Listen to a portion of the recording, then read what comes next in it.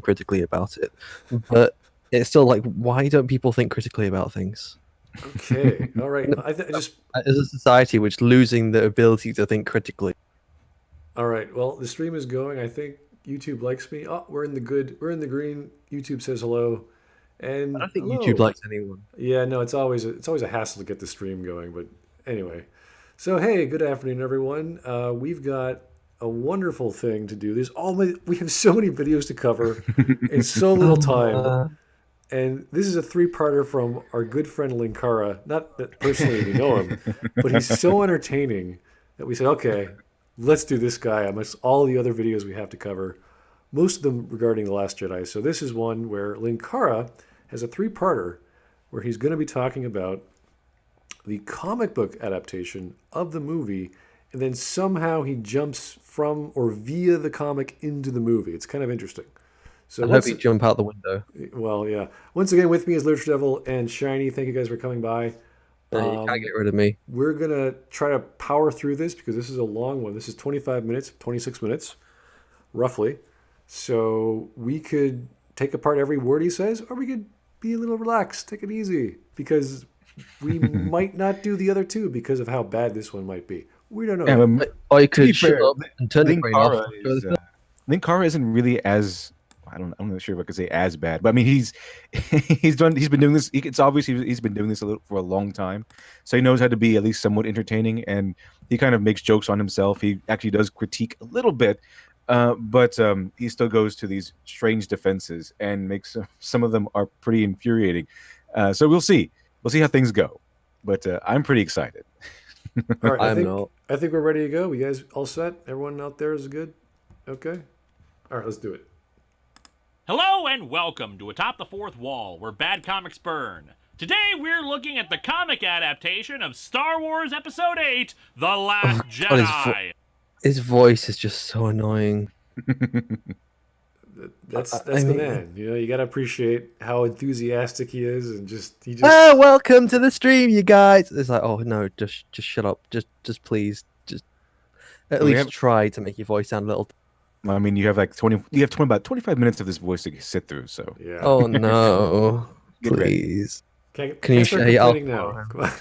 It's 10 seconds, sir. Come on. Oh boy, it's a good thing nobody has any strong opinions about this one. So naturally, I feel like a year later is the best time for when I should be clarifying something about my review of the Force Awakens comic. I am nothing if not timely. Quite a few people stated they were annoyed at how aggressive I was about dismissing criticisms of The Last Jedi in that video, yelling at people to shut up right out of the starting gate. That's not what I was doing. Yeah, it may seem that way since my shut up rant was interrupting a person talking about why they hated it, but it wasn't about disregarding The Last Jedi criticisms. It was about talking about The Last Jedi at all. You see, there is this problem that I have noticed. Any conversation regarding anything tangentially related to The Last Jedi, Star Wars in general, other Disney films, even J.J. Abrams films that have otherwise nothing to do with Star Wars. Oh god, his voice is already hurting my ears. Well, I mean, he's saying that he's tired of hearing people constantly. I'm tired of hearing him refer to The Last Jedi and things. Like, so every time someone says something, he goes, "Well, it's not as bad as The Last Jedi." It's because The Last Jedi is awful. It's a terrible, terrible movie. It's poorly written, poorly characterized. Everything in it is awful, except maybe the special effects and the looks of it. It's obviously the budget really went into the looks of the film, and those guys did a good job. Everyone else really dropped the ball on this. I think they not only dropped the ball, but purposely slammed it into the ground. It's a ridiculously horrible film. So that's why people just it's so bad it's become a meme and launched entire careers. That's how bad this movie is. So of course people will come out and say, well, just drag it into every conversation because it's such a nice cultural reference point of what a terrible movie is. Yeah. Especially since he didn't direct it, people who disliked The Last Jedi keep steering the conversation towards their... Wait, he say he didn't direct it? Is he referring to J.J. Abrams? I think he's referring to J.J. Abrams. Oh, okay, all right. On that little note. dislike of The Last Jedi. I was on a forum where people were discussing Star Trek Into Darkness, and somehow the conversation...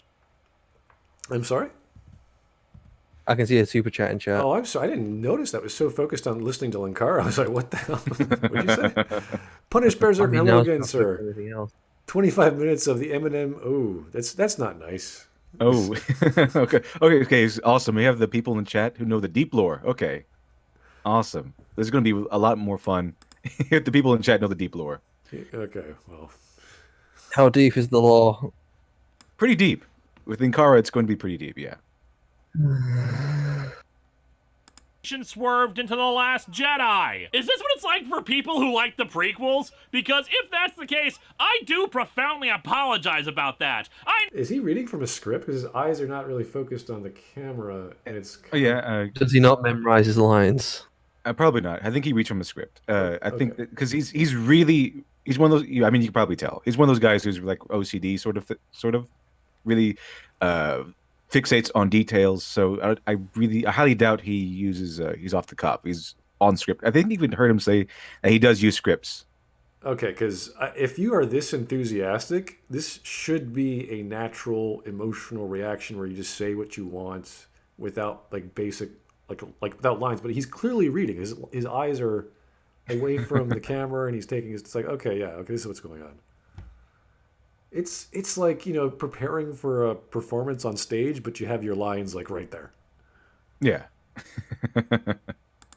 Now understand how annoying constantly dealing with hate can be. Although I'm still going to be doing negative reviews of the prequels next year because it's my show and I can do what I want. Last November. I don't understand how people can like criticize the prequels and then like The Last Jedi.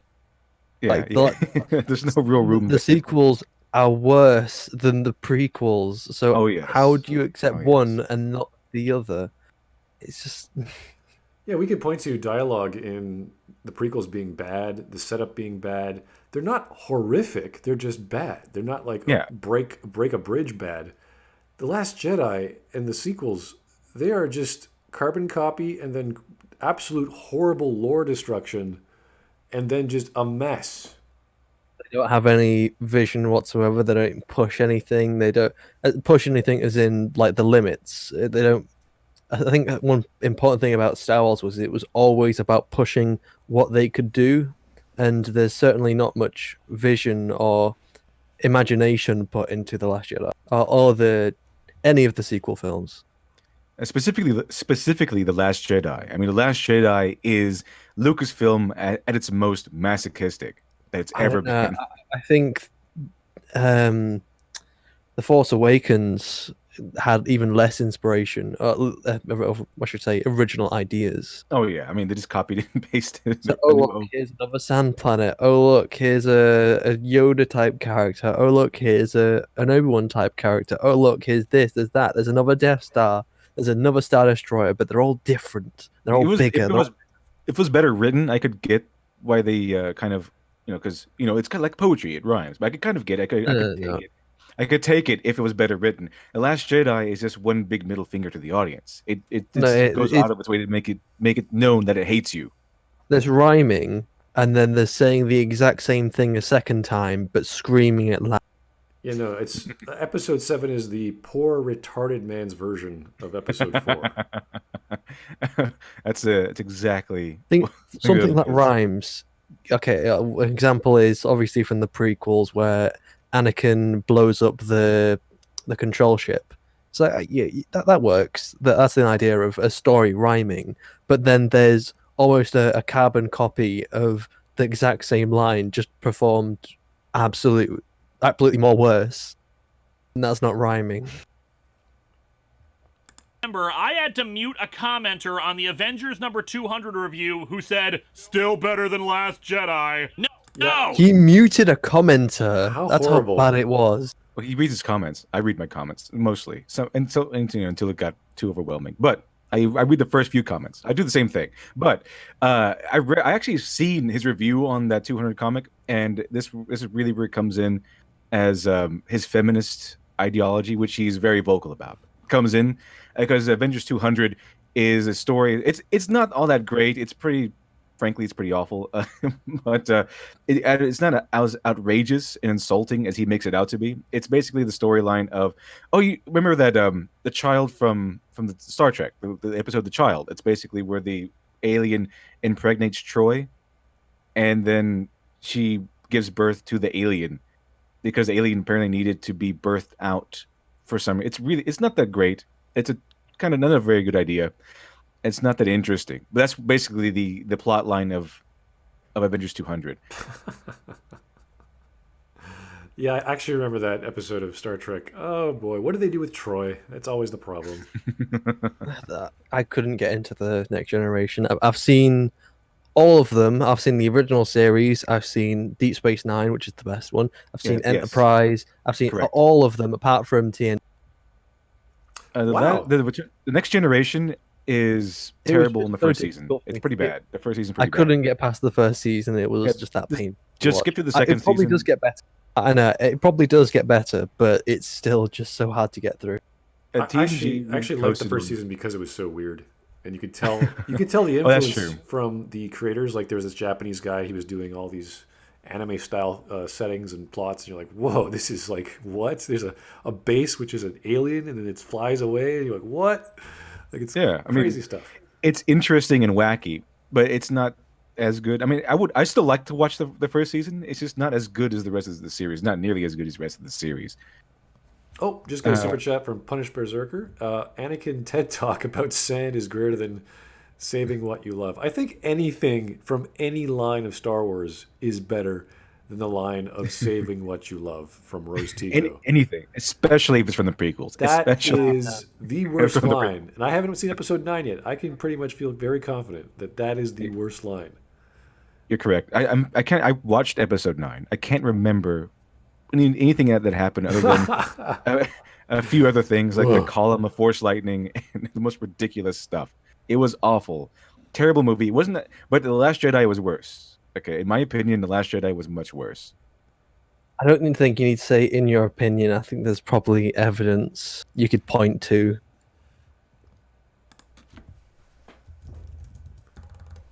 All right, let's keep going. Screw you! Even if I did agree that The Last Jedi was bad, it is still nowhere near man mind controls and subsequently rapes superheroine so he can make her give birth to himself, and then they leave because they... Is this an actual thing? That's not really what I mean. He doesn't rape her. He does some questionable things, but he's kind of a bad guy a little bit. He's not exactly a hero. He kind of just apparently the story of that particular comic is, I think this alien guy kidnaps Miss Marvel, the good one, and they kind of fall in love, but he kind of manipulates her. He kind of like brainwashes her so that he can become a spirit or something and puts himself inside of her body so that she gives birth to him. And then due to his brainwashing, she falls in love with him and they run off together for a while. And everyone just lets him do it. It's really weird, but it's not as vicious and malicious as he's making it out to be. It's not that great, like I said. It's pretty awful. Like don't do that storyline ever. It's pretty cringy. But it's not as nearly as bad as Linkara is making it out to be. I believe Shiny just got a super chat. DS9 is the best, quoting that your sin of judging American cuisine on Colorado is forgiven. Wow. I've never been to Colorado, sir, but I don't know what the big deal is. There was only one place I've been in America, so I guess it is like trying to compare Southern English food to Northern English food. I mean, you can obviously say Northern English food is objectively better. Because Southerners are a bunch of posh twat. Well, okay then. I'm poking fun. It's fine. Southerners are probably fine. I've only met one. love each other. Go rot in a sarlacc pit. That is why I was screaming for people to shut up. This is so extreme. Calm down, sir. It's like, shut up. How dare you not like a thing I like? You brought up this movie saying it's not as bad as this thing. How dare you? I had to mute that cop. You're bringing it up over and over and over and over again for eternity. Force Mr. Linkara. your voice to be lower. just force it to be that way. I don't care if it sounds worse. Just anything other than hello guys. Is it me? Imagine speaking for this for like a fucking hour. Does Leia look like a Sith in this picture? Oh, she does. She's pretty good. Yeah, she looks pretty good there. She looks really cool and angry and evil here. It feels like she's part. Again, anything that looks cool looks like she's part of like the Dune universe. Like she's one of the Bene Gesserit or something. It's like, ooh, I'm gonna kick your ass with my mind. It's like, holy crap, she can do that? Yeah. I recently did watch the Dune movie again, the Lynch one, and the Dune universe is wacky. It is crazy stuff. Oh, it's amazing. And it's very interesting. It's really interesting. Isn't Picard premiering this week? I think we're getting the pilot. Yes, tomorrow. Ooh. Yeah, Doomcock released something on it, I think. Oh, Yeah, I think it releases on CBS Access a day earlier. Yeah. Unfortunately, I just have to go off Amazon Prime because that's where it's been released in every other country. Well, I say unfortunately, I'm happy to wait because I'm not looking forward to it at all. Yeah, it started off as an exciting, interesting premise, and then just devolved from there. Especially since you've heard I've heard some of the things that St. Patrick Stewart has been saying behind the scenes, and I think it sounds pretty obvious he doesn't have any respect for like his character, not like Mark Hamill. Well, yeah, I'm pretty sure that was obvious from the movie where he made Captain Picard drive around a big redneck car. I love cars, so I wanted a dune buggy in this movie, and they let me have one. It's like, thanks, Patrick. The thing is, the dune buggy just makes no sense. It's supposed to be like a Federation exploratory vehicle, but yet what part of it is exploratory other than it goes fast? This is it's open top and it's got a cannon in the back. If we're going to have to talk about these Star Trek movies, we're going to be here all day. Yeah, this is the exact opposite reaction. Like people who play Mass Effect, they say, "Why is there a dune buggy in a spaceship?" It's like there's specific reasons why the SR1 had a dropship compartment and why the levels were designed certain ways. Right. And then the second game is like, yeah, now we just use shuttles. It's like, oh, okay, yeah, that makes more sense, but.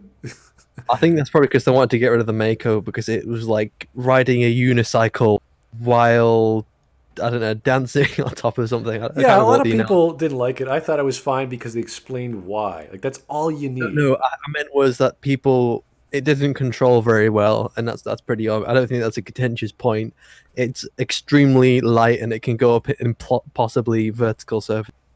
I thought it was a funny, interesting way of people who didn't really know about space or always saw the moon landing and thought, hey, that looks cool. How can we incorporate that? And they didn't want to do variable gravity, so they just had, okay, we'll just make a really bouncy car that can climb up a 45-degree angle. I don't think it's supposed to be bouncy. It's probably just the physics engine. Well, obviously, yeah, but when they have like, what are those jump jets, whatever the hell those were for? I'm like, why do you jump jets on a dune buggy? I have no idea. But off you go. Well, it's an armored APC, really. But anyway, the Mako's design was absolutely gorgeous. It's one of my favorite tanks. Well, it's like more like a light tank, really. Review was about The Force Awakens and just The Force Awakens. I like to read comments on my videos, and I wanted the conversation to stay on topic. How dare you make comments unrelated? That part is ridiculous. Okay, how anyone he wants to police his comment section. He wants everyone in the comment section. You can't comment unless it's on topic. Now that part is absolutely insane. How does this person have like 100,000 subscribers? Who wants to listen to this? Who wants to listen to this voice? Well, anyway, whenever you have a YouTube channel, guys, be respectful of whoever is in your comments. Obviously, if someone is leaving a comment which is hateful, disgraceful, off topic, like talking about politics or some stupid idea, it's like, okay. Hey, here's the thing. I fucking hate Trump. Well, I would keep that just for comedy. Like, so a lot of comments that people make are so funny. You're like, okay, I got to keep that because that's just. But if they like start linking it, like I had comments on my channel where someone was linking to his Facebook page, and it was a page where this guy was talking about how genetically compatible his babies with Daisy Ridley would be. Okay, that's weird. And he's done this several times on my channel, and it doesn't show up because for whatever reason, YouTube catches it, and it's in the. Thankfully, I guess. And it's just like, and he just blasts my YouTube videos. I'm like, okay, this is creepy. I gotta just like treat this as spam. Never talk to this guy again. But in this instance, Linkara is talking about how he Yeah, just muted someone people saying- in his comment section because they said that the Last It wasn't Jedi as bad as the Last Jedi. Yeah, was worse than that 200 annual Avengers book, whatever. That's why he muted them, not because they linked to some weird genetic thing, how awesome their kids would be if they had kids with Daisy Ridley or something. It was just a conversation point. Why do I feel like that's probably Movie Bob's Facebook page? If it, I don't know, I'd probably say it was Quentin if it wasn't about Daisy Ridley and it was about Rose. Oh, it's always about Rose. Oh, Rose is amazing. Oh my goodness, can't get enough Not of just Rose. Quentin. Quentin has such an obsession with Rose. She's such an underused character. No, Phasma was the most underused character and I don't wasted even character. think she has a character. I don't even know what her character is. I She can't has remember cool what the armor. name of the actress is, but she's so the actress is so fucking stuck up her ass. It's like we relate to her through her actions and her character, acting like that's never been done with a character before. And it's like you don't even do anything. You don't have any character. You're just a cool set of armor that walks around And then you and die. dies twice. Am I wrong to want that? Last week, I did a review of a comic tie-in to Batman the Brave and the Bold. I don't expect people to suddenly be talking about Wonder Woman just because they happen to be from the same company. Oh, But yes, now... they're in the same universe. They're not just in the same company. Yeah, how So dare is you? Star Wars the same company too. Oh, okay, so you can't talk. It's like saying you can't talk about Star Wars: The Clone Wars in a Star Wars: The Last Jedi video. It's like, oh well, they're in the same universe and they're made by the same company. It doesn't mean you can't talk. You can talk about it. Yeah, I like Wonder Mute. Woman better than Batman. Okay. Mute. Sorry, sir. That's not allowed in here. Stay on topic. Stay on topic. Stay on target. let's talk about The Last Jedi. As I have made it clear, I love the film. I think it's a great Star Wars movie. I think And that's how you know that this video is going to be something special. He loves the movie. He thinks it's awesome. So, But yeah. but think in terms of his voice. Imagine saying, "I love the movie" with his voice. Like just do that in your head. I love the movie. Oh boy, I'm gonna go to the Star Wars convention. I'm gonna watch it like 10 fucking times. His next part makes it even better. Oh, it God. advanced the characters, did some fascinating new things that hadn't really been done before, had some great lines, expanded the universe a What things you mean that hasn't ruined the characters before? Great lines expanded the universe. Like terrible lines No, but ruined the universe. It's done things that none of the movies have done before. I think he means none of the movies have ruined a character before. Maybe ruined the thought. Actually, maybe the Phantom Menace did that a little. Yeah, I don't think even the prequels ruined Yoda. So I mean, that's one thing the sequels kind of did. Well, I mean, he did do the jumping around spinny thing. I feel like that was more just unnecessary than ruining, though. I think Yeah, it didn't ruin him. I think when we say new things, we're referring to most specifically Luke. And I have nothing against Luke being I think no one has a problem with Luke being a curmudgeon-y old man who's pissed off at the Jedi way. But we didn't get that story. I would. We didn't get that story. We didn't know how he got there. And the explanation was Yeah, so I bad. think you could do it, but it needs explaining. And such a drastic character change like that needs a hell of a lot of explaining. Yeah, it's like so- going from Revenge of the Sith, where Anakin is Vader, and then all of a sudden in New Hope, he's back to Anakin. It's like there's such a 180-degree turn from where he was before.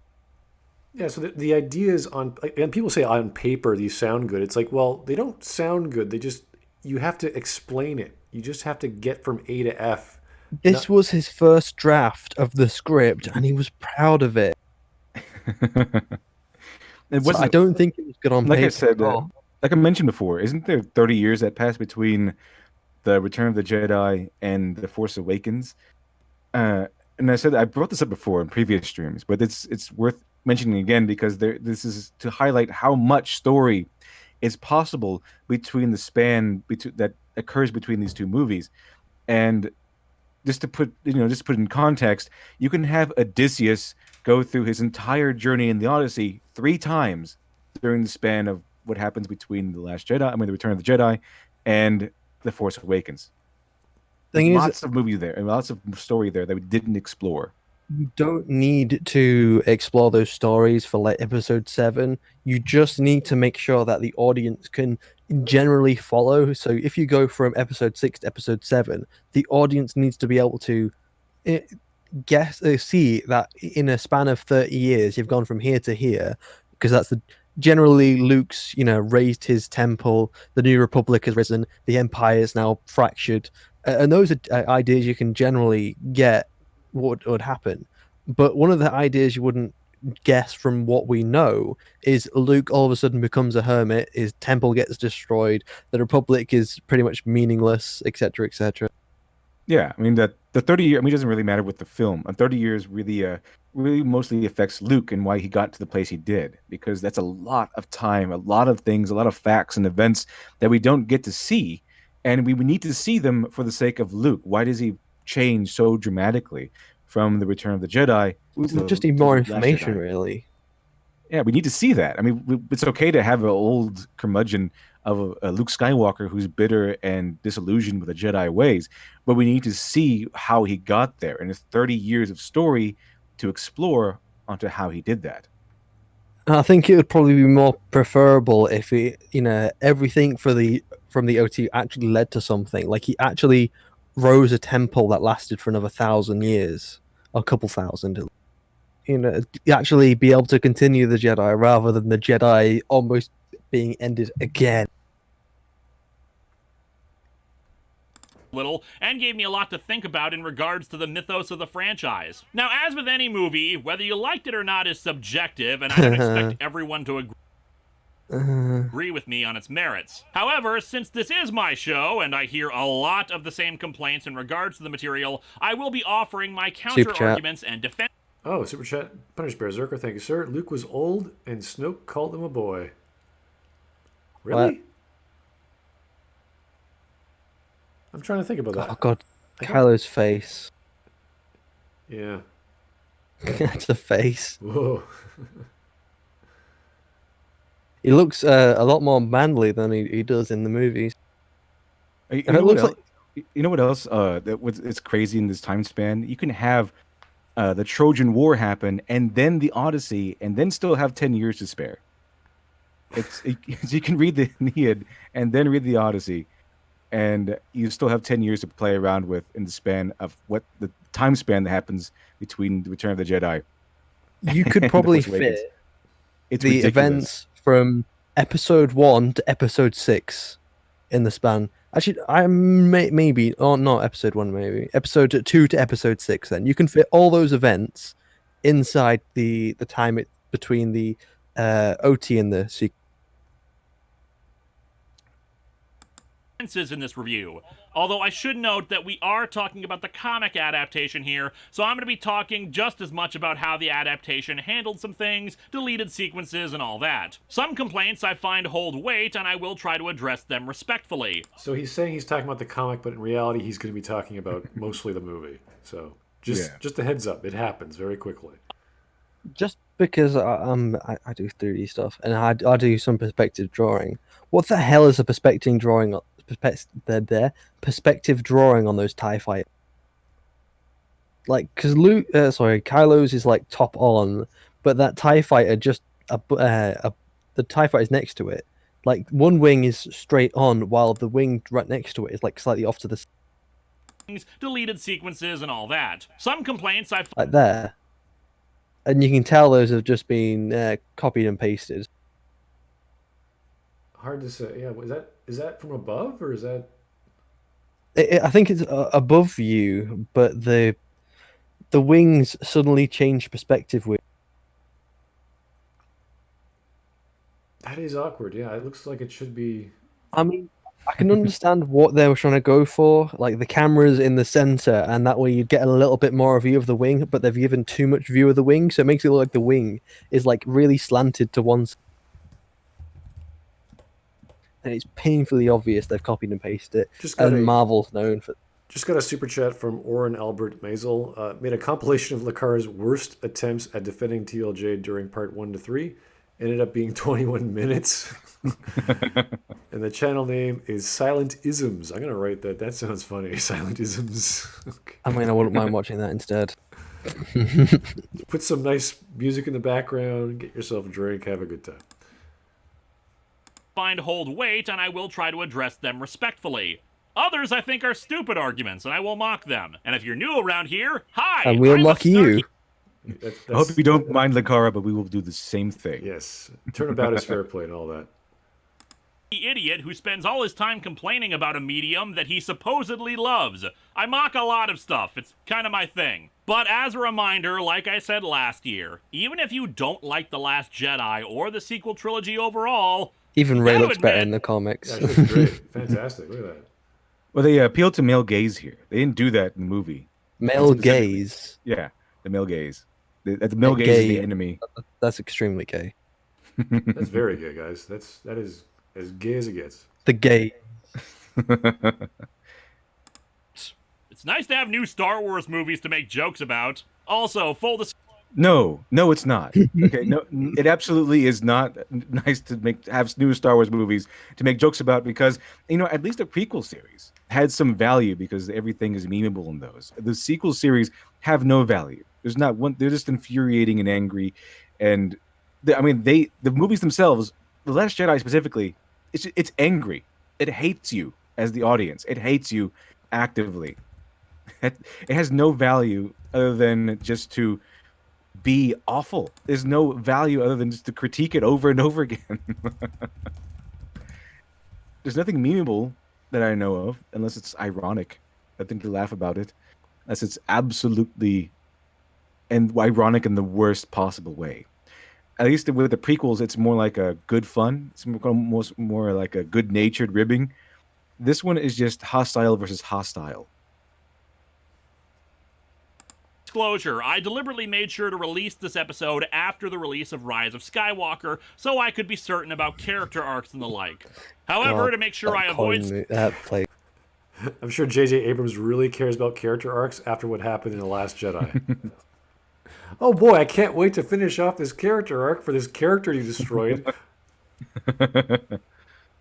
Character Spoilers for anyone who hasn't seen it yet, I'm going to mostly focus on The Last Jedi as both a standalone film as well as a sequel to The Force Awakens. Not for anything that was set up or changed in Rise of Skywalker. This is about Episode 8 as it is. Also, keep spoiler talk to a minimum in the comments. Not every... Jeez, he's already policing the comments. Already, this is preemptively policing the comments. When was this released? You get muted. On the 23rd, so it was pretty close to the thing. I can understand stopping spoilers at that point, but it's just after considering what he likes to mute, it's just funny.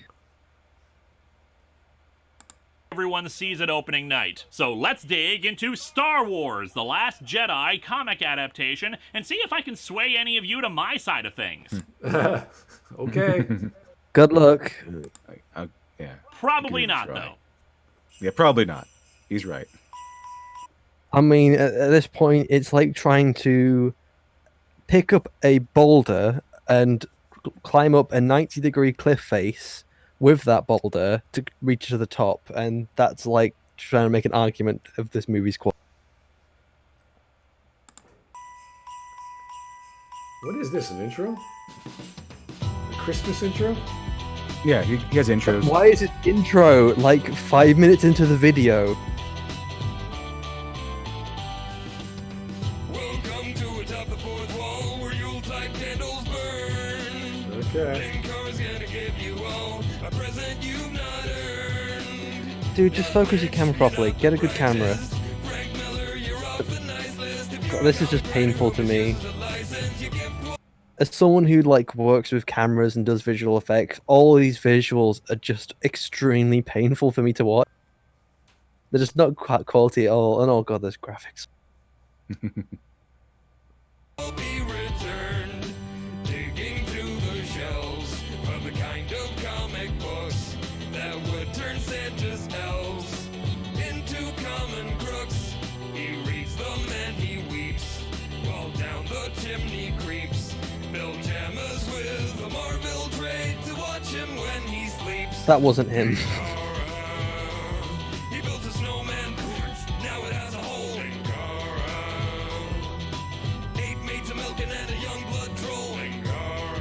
Okay, Jesus is long. Just stop. Just stop, please. Just your intro doesn't need to be this long. Okay, let's keep going. Okay, as someone who built intros for some YouTubers, I found that the best intros are the ones which last maybe a couple of seconds.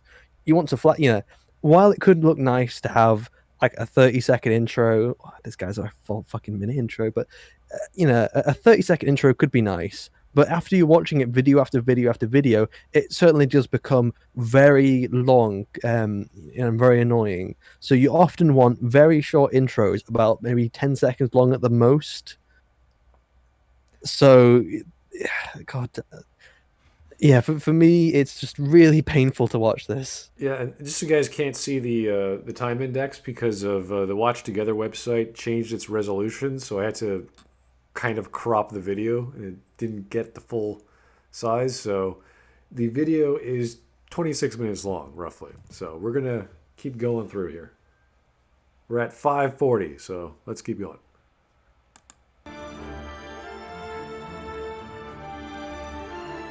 Six issues, reading from a trade, the door's open, let's go! We open with our obligatory text crawl. The First Order reigns. The Second Order fumes. Having decimated the peaceful Republic, Supreme Leader Snoke...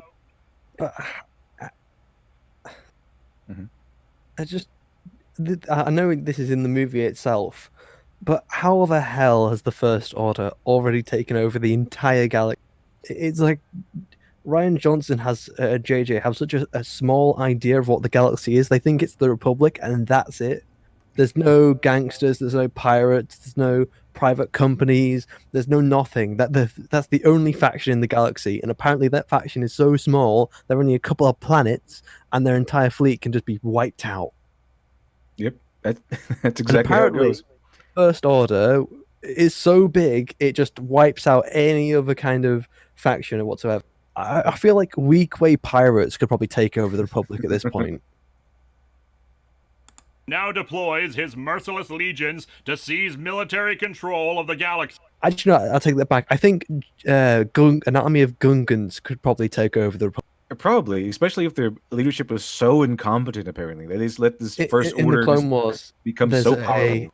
There's actually an episode where Gungans, it's kind of about fighting together, but there's an army of Gungans that come in to save the attack fails, spoiler alert, but the army of Gungans comes in to save the Republic clones from the Separatists, and so they actually do have an army, and I think the army is probably powerful enough to destroy the New Republic, even though they couldn't fight the Separatists. Newspapers, wanting to appear fair and balanced, suggest that it might cost them points in the election that will never happen. Only General Leia Organa's band of resistance fighters stands against the rising tyranny, certain that Jedi Master Luke Skywalker will return and restore a spark of hope to the fight. However, hope is instead restored thanks to old pictures of Baby Yoda. However... That's true. That is these true. Jokes... Baby Yoda did restore hope to the Star Wars universe. No, but all these hail supposed to and be praise Baby Yoda. jokes? Are these supposed to be jokes, really? Yes, that's Linkara style of humor. It's in all of his videos. Oh yeah, I forgot. Gungans beat Grievous. They managed to turn off his droid army, and then an army of Gungans managed to take him. One of them sacrificed himself, and he kind of wiped the floor of quite a lot of them. But still, Gungans managed to take out Grievous. They could probably take out the New Republic.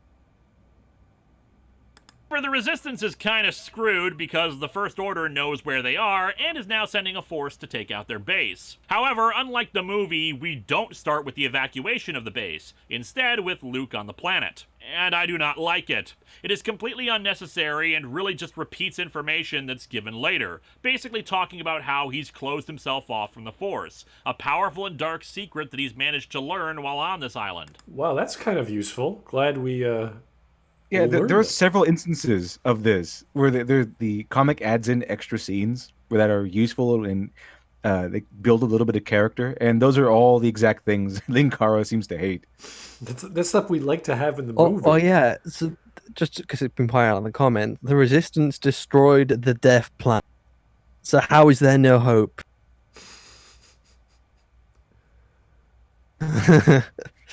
Oh boy. Again, they have such a small idea of what the galaxy is, and they want it to be a specific way. They want the First Order to be the Empire, despite it making no fucking sense. Yeah, I mean, what happened? Did the First Order just have infinite ships in its pocket? I mean, apart from Palpatine's infinite ships? Apparently. And they say, okay, to destroy the Starkiller base, I guess we'll just launch infinite ships into the galaxy, take it over between that movie and this movie. Yeah, the military arm of the Empire before it got taken over just sort of went away for dozens of years. Now we're back. It's like, But We're back the now. ships, the ships that we see in the Rise of Skywalker are not Imperial ships. They're ships built by Palpatine on Exegol, and this is the biggest fleet the galaxy has ever seen. Infinity is pretty big. It's a pretty big number. I mean, they could just. I would be happy if they just said, "Oh, look, this is the Star Forge. Oh, look, it's making infinite ships." I can live, but this just keep going. I'm tired of this. However, even Too mastering long. that ability is not a guarantee that the Force won't make itself known. It speaks to me, undeniable, a message, or perhaps It's telling him to get the fuck off his ass. That's what the Force is doing. That's the message. a warning. Pasteurize the milk before you drink it? Why are you telling me? Oh, I know now. Someone has found me. How does the Force have telemarketer calls inside of it? We cut over to Dakar, where the Resistance is based out of that they're evacuating. In orbit, they detect an armada of First Order ships arriving, as well as something big. Not another planet-killing ball, is it? These guys have really got to get some new ideas. Yeah, another Star Killer base is just another Death Star thing. Now it's happening even in-universe. Although if it wasn't intended as a meta dig, good luck, Poe. Even going back to the old Sith Empire, evil really cannot help building ridiculous super weapons.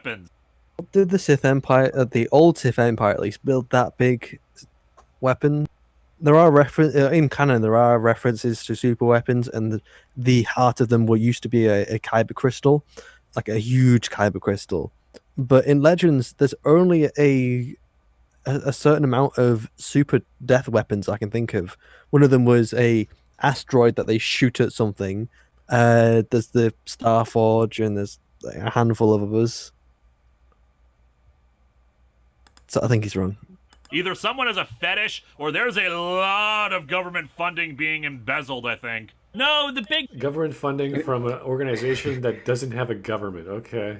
That's actually a pretty good point. pays Where are they getting all this taxes? money? Who paid for the Starkiller base? Where are they getting? Where's this small faction that the First Order is? Where are they getting the funds to not just make a Death Star, to make a planet-sized version of Death Star? Death Star was the size of a moon. This was a literal planet. Yeah, and the Death Star almost bankrupted the Empire. It's like Thrawn goes up to Palpatine, and he's like, Palpatine, what the fuck? You bankrupted the Empire here. You know how many warships we could build with the amount of shit you're putting to the Death Star? Palpatine, you bankrupt the Empire again.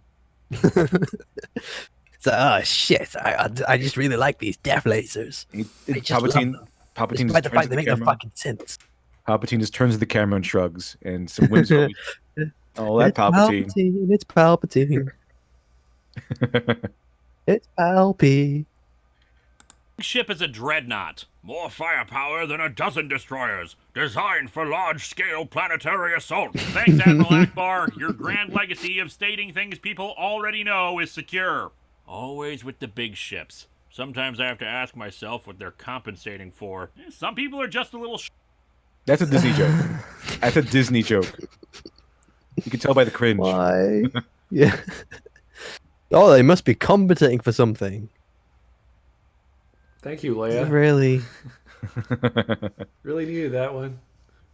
I didn't know Leia was like 5 years old on the playground. That was pure Marvel humor. That was not Star Wars humor. Well, it's made by Marvel Comics, isn't it? They do all the new Probably. comics.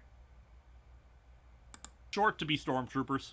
Anyway, enough dick jokes. The neo-Nazis are in orbit with big guns pointing down. So here's a question I have. General Hux is basically second or third in command of the First Order as far as I know. He's certainly in charge of this fleet. So why isn't he on the Dreadnought? I know it's because we're gonna blow that thing to hell, but it just seems weird to me that he wouldn't go in to command the biggest, scariest ship around. No, not necessarily. Maybe because it's fucking useless. It's only got one job because it has one fucking cannon. It's only useful for one thing. That's like saying the president of an army, or whatever you want to call the leader of an army, has to fly or ride on the biggest battleship. It's like, why? No, I see. I think it's more okay because he's a general. He's not the president. So it's someone who's leading someone to battle would probably has a capital ship, and that is not the capital ship. That is just a specialized ship. But isn't Hux commander of the men, not the not the ships? Like he's not like an admiral. It's never explained. So fuck. It's because it's General Hux, and generals are ones that command troops. Right, but they wouldn't necessarily be on top of the biggest ship in charge of it. They would just be organizing and devising plans and ordering. Also, this ship is probably about the same size as the Death Star destroyers. So I don't know why they put all this money into a dreadnought when they could just have a freaking Death Star destroyer. I mean, this ship has came from the same faction. It's probably been given to them by Palpatism. Anyway, Poe approaches in his X-Wing, and sadly we lose his call to Hux. No, not sadly. Thank you. Someone competent was at the wheel of the editing booth. I've got a message for him about his mother. I guess we had one cringy joke, but they at least took out one of the most useless jokes. There's been a lot of time on that joke in the movie. I'm expecting Robot Chicken makes a jab at it similar to, have you seen the Robot Chicken episode part where it's like, oh, there's a your mama joke between Luke and Palpatine. It's like, honestly, they could do that. That's almost the exact same thing that's happening. Your mama's so fat, she could be the Death Star. But it almost happens for real in the movie. It's that dumb. They almost parodied themselves. Before anyone assumes that they wanted to cut humor, I remind you of the dick joke we just had 2 pages ago. Maybe they were trying to cut out bad humor. Well, I mean, at least with Leia's stupid dick joke, it was just one little word balloon. If for this Poe joke to happen, quote unquote joke sequence to happen, it would at least be a page to keep it in there. So it would be a lot more effort and a bigger headache than it would normally be, than just to add in one word balloon joke. Someone just said in the comments, just imagine having both the compensating joke and the your mama joke. The cringe would be. She thought Jar Jar would be pickles. Well, they could actually do it in a comic, but get rid of the actual childness or the childlike quality of the joke and put another joke in there. Just put something else. If they want comedy, Mauler, do it right. In Mauler's video, he actually presented an option where Hux gets, they get to have the joke and they get to have Hux keep his intimidation. And it's like, yep, you could absolutely do that. You could actually have a line between, you can have the joke and you can have Hux saying, your jokes are fucking pathetic. What do you think you're doing? We're just going to blow you out the sky. What do you think and like Poe just continues pretending he doesn't listen to him. That would be better. That would be a lot more preferable than just straight out your mama joke. Yeah, and I mean, just bumbling around. When you talk about writers writing comedy, you either know how to do it or you don't. And this is clearly an attempt by Rian Johnson, who's trying to do everything. I don't know why he's trying to do everything. He could have asked someone, hey, could you write a funny scene for me and I'll put it together? No, he did it all himself. And this is supposed to be good. But you don't understand. This was Rian Johnson trying to say it's okay to laugh during the movie. Yeah, if it was worthwhile. If it was actually funny. Jokes in Star Wars used to be, I guess, not smart, but they were a lot more subtle. They weren't just please laugh now. But there was the moment between C-3PO and R2-D2 in A New Hope. Like, they're not belly laughing funny, but they kind of like, that's funny. Their interactions, I like that. That's kind of humorous. And it's same with C-3PO in Rise of Skywalker. He says things that aren't belly laughing funny. They're just kind of like, oh, that's nice. I like that. That's funny. Yeah, they're more plot relevant jokes rather than let's stop the movie so we can tell a Serious. joke. Stop the movie so we can tell a joke, and then look at the make camera laugh. and say, please laugh. Yeah, exactly. It stops everything. Like the whole sequence with Poe is a very good example where they kind of stop everything, just slice that tension right in half, get rid of the tension, get rid of all the plot appropriate feelings you're supposed to be having, and just look at the camera and laugh. To fly right at the dreadnought, and thanks to being small and maneuverable, they have a harder time shooting it down. While the Remember fighter jokes can't still destroy happening? the dreadnought, it can take out the surface cannons that would take out the Resistance's bombers. Minor change Which is here is that it's stupid. Hux who doesn't realize this strategy instead of an underling, with the guy in charge of the dreadnought even commenting that he's an idiot once they're out of... Yep. That's exactly Hooks' character. You're a bloody idiot. Good job, Disney. Good job, Rian Johnson, making one of the most prominent villains in the series an idiot, a bumbling buffoon. Very intimidating. A lot of tension coming from that guy. Love it when your antagonists are a bunch of fools. It just makes a lot more sense that way. Also, I don't think bloody has ever been referenced in Star Wars before, so now I think an English insult or Yeah. English. That's not. It's kind of a light swear they word, I just guess. But throw so that's now canon. British actors and accents in Star Wars for no reason. It's like, what? Yeah, they're canonically bloody- British now. They're canonically British. Yeah, pretty See, much. you're fucking down south, man. I'll cut you.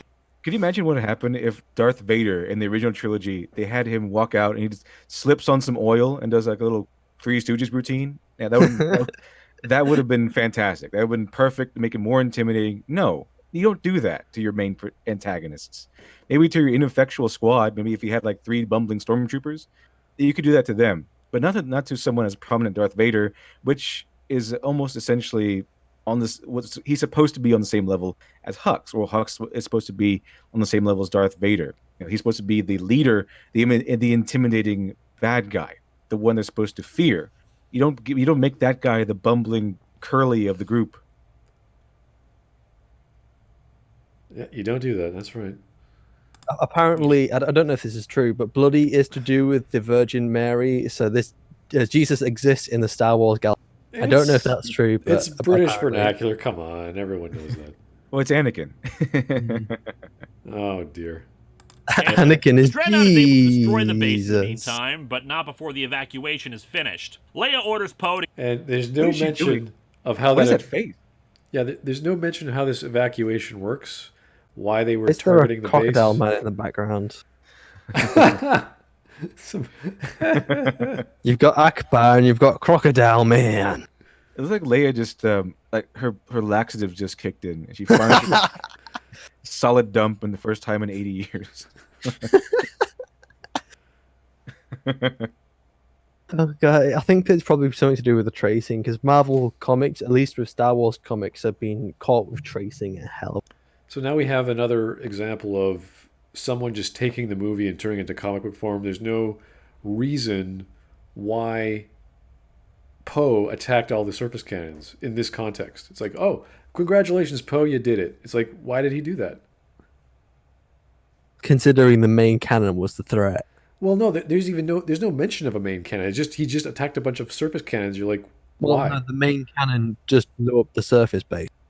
But we don't know that. At least what Linkara doesn't tell us It that. just happened. He might have skipped it. I don't know. He didn't show No, us. no, He certainly there's didn't no. show us. Well, that's No, what I no, mean. it just showed us the base being destroyed. Let's just rewind there. it down. While the fighter can't destroy the dreadnought, it can take out the surface cannons that would take out the Resistance's bombers. Minor change here is that it's Hux who doesn't realize this strategy instead of an underling, with the guy in charge of the dreadnought even commenting that he's an idiot once they're out of communication. No, he's a bloody The dreadnought idiot. is able to destroy the base in the meantime. There, so it does. Okay. But thing is, I think if I remember correctly, in the movie, it destroys the base first, then Poe takes out the surface cannons, and then the bombers come. But in this case, they seem to swap it around. So Poe takes out the surface cannons, it destroys the base on the surface, and I assume that's when the bombers. No, I think Poe is in the process of eliminating the surface cannons, and then the cannons charging up, and I remember the captain said, "Well, fire at the base. What are you waiting for? Fire." It's like, okay. I could have sworn that they shot as soon as they came out of hyperspace. Like, I think that was probably before Poe. I don't know. I don't care enough to know. Someone in the comments will probably. But not before the evacuation is finished. Leia orders Poe to get back, since the evacuation is more important, but Poe disobeys, saying that this is their chance to take out a dreadnought. Did he just cut me off? And I can't just order the bombers to not make their run. It's impossible. Actually, the reason is a bit more sentimental. Something that even Hux comments on. The Resistance won't leave anyone behind, which is why they're going back for Poe and continuing the run, despite Leia's clear disapproval of this. Yeah, but what does it matter? They're not going back for Poe. They're following. They're not going back for Poe. They're going through the mission. The mission which Leia could obviously she's the boss, so she could just order them back. Also, what kind of leadership is that for an army? We can't leave anyone behind. So if they leave one soldier behind who might be just stranded in space, you're going to turn around your entire fleet, slam right into the enemy fleet for the sake of one guy. That's not how you run an army. The idea is there. You don't leave people behind. That's a good thing to live by. But there's obviously you have to do what's the best. Do you lose 50 people, or do you lose like one person? Well, also keep in mind that these X-wings have hyperdrive, so it's like, okay, Poe, you do your crazy thing. Here's our coordinates. See you later. Do you know what's funny? Apparently, according to external material, these bombers don't have hyperdrives. They're attached to some of the Corvettes. So apparently a hyperdrive can fit in an X-wing, but it can't fit into these retarded, horribly designed bombers. Well, actually, the bombers do have hyperdrive. If you read the wiki, at least, or whatever the wiki came from the book. I could have sworn they had to be attached to the Corvettes to travel. No, that's a weird thing because the Holdo maneuver, there is a 1 in a million shot or whatever bullshit. The funny thing is you have like these 11 or 12 bombers that could have just you made a suicide bomber, load up all. You don't even need bombs really. You just load up anything and launch it at light speed. And it's so impossible to hit a target. You know how big that frickin' dreadnought is? No, it was still 1 in a million shots. Still a one in a million. It's 1 in a million. That's an actual line in the movie. It's like, why don't we do the Holdo maneuver? Do some real damage. It's like, are you kidding me? That's 1 in a million. It should have been the Ackbar maneuver. You know what? Why didn't they try that anyway? It's like, you know what? We have all these ships. Try one ship. Just humor me, okay? Just try I'll do it. Yeah, just give it a shot. Yeah, we lose a ship. We have to remember that for some reason, all the good guys are led by bumbling incompetence. Even the Republic, just let the First Order just develop power within their reaches, and that's not a threat. I think everyone. Why Leia became an incompetent leader? That's my question. Everyone in this story is incompetent. They're stupid, ignorant, or forgetful, or some combination. It's just like, what are you guys doing? Maybe except for Poe. Poe might actually be the only one in the entire galaxy with any level of competence. But then he's beaten off for it. Yeah, then he's told off for it, and he has to start a mutiny. Yeah, I love The Last Jedi because Poe is such an unsung hero, and everything he does is right. He saves the lives of people from the dreadnought, because if they didn't destroy the dreadnought, they would have blown up the Radis. If he didn't start the mutiny, well, he had to go for a reason to start the mutiny, because there was no plan. Yeah, there was nothing. They were going to die. Because Holdo didn't tell them the fucking plan. She's too busy fixing her wig to tell anyone anything. People's constantly defend it by saying, oh, well, she thought there was a spy, so she didn't trust him. Oh, she didn't need to tell. So, yeah, there was no spy plot. Headcanon, fantastic. I honestly thought... where was that? Why wasn't it more prominent? Holdo was either a spy, or she was just a really incompetent leader, and Poe was going to take over in the end. Those were the two things I thought was going to happen. Nope. That's why Poe's kind of the opposite of Rey. While Rey is praised for just breathing on occasion, we're actually literally in The Last Jedi. Well, you breathe and crack the ground. Fantastic. Well done. Poe is actually doing everything right in his competency. He's using his one set of skills, his skill set, which is being a really good pilot. A very specific set of skills. Yeah, a very particular set of skills, and being a relatively good strategist, kind of go together. And you can see that in his background in the next movie. But it's one set of skills that he uses for multiple things and makes him really good at this particular job. No, but Rey's better than that particular job than him. Oh yeah, we Rey's better at everything because she's just awesome. But Poe he is doing his best and doing an excellent job at his job, but he's not being praised for it. He's being punished for it. Well, Rey can, like I said, do anything and be praised for it constantly by everyone around her. I haven't met this woman in my life, and I'll just go hug her over Chewie. Unfortunately, all but one of the bombers are destroyed as they make their attack run. The final one only just barely... Yeah, a little bit's lost in the translation from really, really slow-moving bombers to comic book. Oh, yeah. And they look a lot faster and more competent. Yeah. A little bit more, practical in the comic book because you don't actually see how slow they go. Managing to launch the bombs before it too is destroyed, showing off that the woman on it has a unique pendant. Okay, first major criticism that I see a lot. How do the bombs just drop down like that? They're in space. One, there's still gravity aboard the bomber. They're gonna move in the direction gravity pushes. Well, there is gravity on the bomber, but it's not enough gravity to drop those bombs. Obviously, she's standing up and walking around on the bomber, so yes, the bomber has gravity, but it's not. I'll say this about Linkara. At least he's not the typical defender where he goes, "It's just fiction, okay? It's fiction. You can do whatever you want. It's about space wizards." He's about space wizards intended for children. Yeah, so I give him that. At least he tries to defend it with an actual argument that says going to the "it's fiction. You can do whatever you want" argument, which is really dumb. Yeah, I don't see the problem with the bombs dropping with gravity. That's fine. It's just that they're designed. It's the fact they have to drop them downwards. The fact there's no bombing angle, there's no bombing run. It's just you have to go literally right above the damn thing. You have to hover on top of them and stop there. The ship stops on top of it, as opposed so it to can drop these bombs. When you think of like a plane, like a bombing plane from the United States military, they launch missiles. The bombs are missiles. Okay, they've guided. They know where they're going.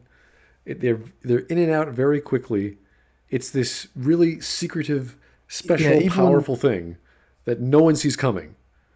Okay, it's this really, like when you do a successful bombing run mission in the United States, it's like, oh yeah, we just blew up a military target. No one saw it coming. We all escaped. Everyone was great. It's like, yeah, successful. You don't just have really slow. Imagine your biplane is like really, chugging around at like 250, 300 kilometers an hour, whatever, fast you're going. It's like, okay, Bob, can you drop this, 2-ton brick, whatever it is? It's like, I might miss. In World War One, they dropped bricks from biplanes and nails and all kinds of other shit. Yeah. Actually, they dropped pennies as well. Because a penny dropping from the fucking sky is going to split someone in half. Right. So, I mean, we're in space, guys. We have technology. We have all these kinds of weapons. We have all kinds of guidance systems, lasers, bullets. All over, what would it be? 50 years ago, they had Y-wings. And Y-wings had the ability to drop bombs downwards and missiles forwards. Well, even if you didn't have missiles, if you have objects in space which are traveling thousands of kilometers a second, you could use the momentum from anything, any ship you've got, and just target the ship you want to hit. If the thing's not moving, you're going to hit it from like 10,000 kilometers away. It's not going to move.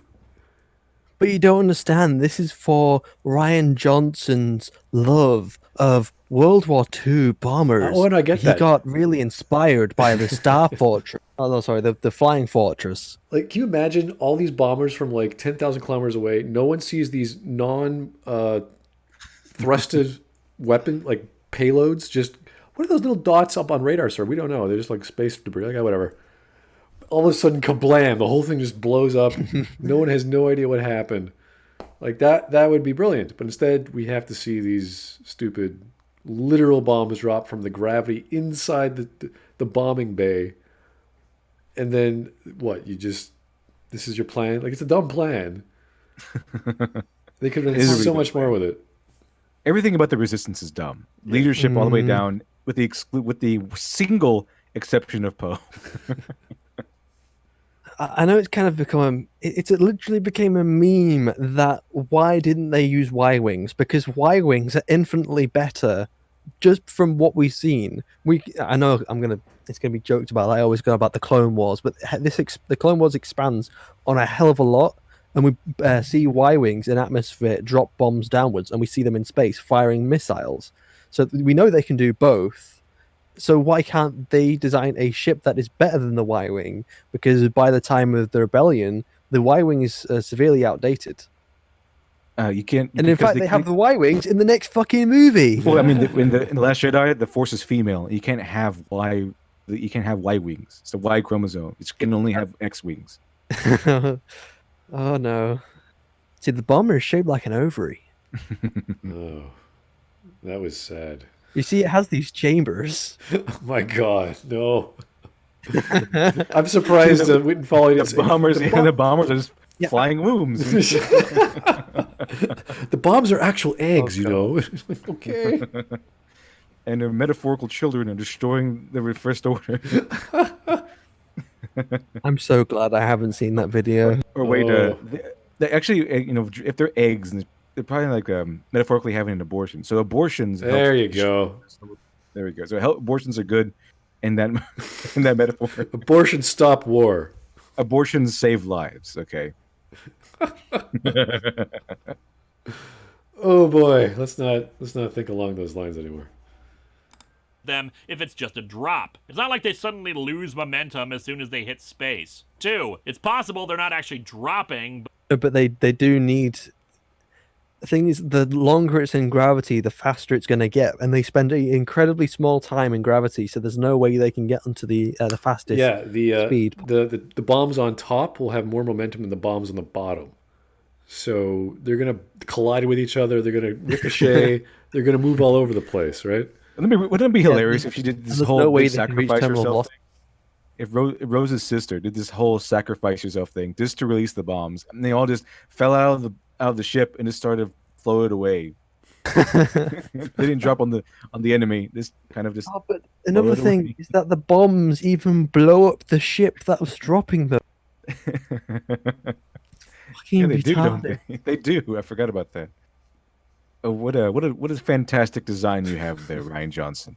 Okay, well, they've got to hold the equivalent of paper, and you see, they've got an incredibly powerful payload, and they're extremely slow.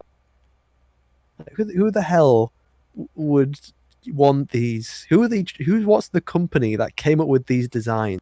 Why not just have a droid pilot these things if it's this horrible of a ship? If it's a suicide mission. Yeah, there's 3 options. You get a droid, you have an AI, or you have a remote control. That would have done it. So.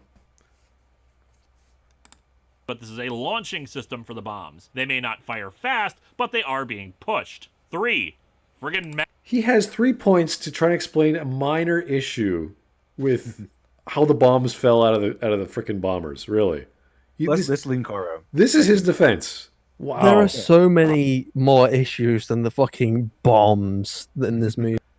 It's a very minor problem. It's not even worth debating. I don't know why he's defending it so hard. You're going to have a better time counting stars in the sky than you are going to be able to do with problems in The Last Jedi. I mean, Linkara is also a Star Trek nerd, also, so he's going to be doing this. This is something he does. What do you mean? What has that got to do with what? Oh, because Star Trek has more explanations for things in their universe. Oh, yeah. God, why can't everything just be like Mass Effect? Mass Effect explains everything with Mass Effect technology. It's like that's just an easy way of doing technology. Oh, Mass Effect. Oh, that does gravity. Oh, it fires weapons. Oh, it allows us to go into hyperspace. Oh, it does this, it does that, and it does that. It's like, oh, that's just an incredibly easy way of doing science, and I absolutely love it. Rather than the flux capacitor shoots into the warp core, and the antimatter collides with the matter, and it creates deuterium. Probably. Anyway, the Dreadnought is destroyed. They probably hit a vulnerable spot or something, since it only took 1 bomber's payload to do it. The Resistance ships make their escape as Hux gets contacted by Zordon's evil cousin here, aka Supreme Leader Snoke. He uses the Force, even across space, to shove Hux to the floor. My disappointment in your performance cannot be overstated. Employee evaluation time is not fun in the First Order. Meanwhile, Finn wakes up from his coma after the injuries he sustained at the end of the last movie, only wondering where Rey is. Speaking of, we cut over to her picking up where The Force Awakens. Finn was really beaten with the ugly stick in the comic. I know. Let's see. Luke got a way better treatment, though. He had the opposite. He looks way more wise. There's lots of masculine. detail in there. It looks kind of nice. And then there's guess, just Finn. He's not being played by Mark Hamill in this comic, so he has a lot more masculinity to his face. Yeah, I don't know what they did Just with Finn there. He's kind of like generic black man face. Oh no, this comic is racist. But then again, they did the same with Poe. So That doesn't even look like Finn. I mean, at they've all. given Poe like a really chiseled jaw. That's not Poe either. Who are these people?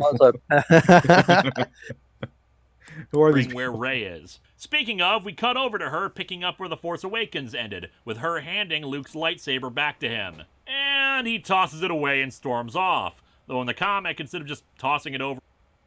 Why does he? It looks like his eyes are like Brock from Pokemon. This is a comic thing. It's just a comic thing. Yeah. over his shoulder, he kind of throws it to the side and poses like this. It's like he's trying to dab but gives up halfway through. Anyway, he walks away even as Rey is a tries to defense. explain about needing his help. Rey recovers the lightsaber, spotting Luke's X-Wing. And that X-wing is also being beaten with the ugly stick as well. I like how Rey looks a lot more plucky in this comic, in the comic version, instead of all serious all the time. She looks better in the comic, I'll be honest. A lot of people do, except for thing is- unfortunately Rey. I mean Finn. I think Finn is personally hated by everyone. It seems the writers, comic book artists. Poor Finn. I mean, I think Daisy Ridley and Brie Larson aren't bad looking. The problem is the faces they pull all the time just make them look so unappealing. You know the face, the kind of weirdly neutral glare. Maybe the mouth is slightly open. It's called dull surprised. The face they always have. He's Brie submerged in Larson the and Daisy Ridley seem to have the same problem. Well, a lot of the younger female actresses that have action roles or exciting roles, they have to be Brie excited. Larson looks completely different in Scott Pilgrim versus the World. She doesn't look half bad. Probably because she actually smiles and shows him. That's sexist. Oh no. Well, I'm already part of the sexist alt-right podcast anyway, so. water below a cliff. That wasn't deliberate. Climate change has just hit this planet really hard recently. Inside Luke's hut, he's changing out of the robes he was wearing. More on that later. A child with a worthless antique and delusions of grandeur. Not what I expected. But then, what did I expect? Who is this person? Yeah, worthless antique. This is Luke?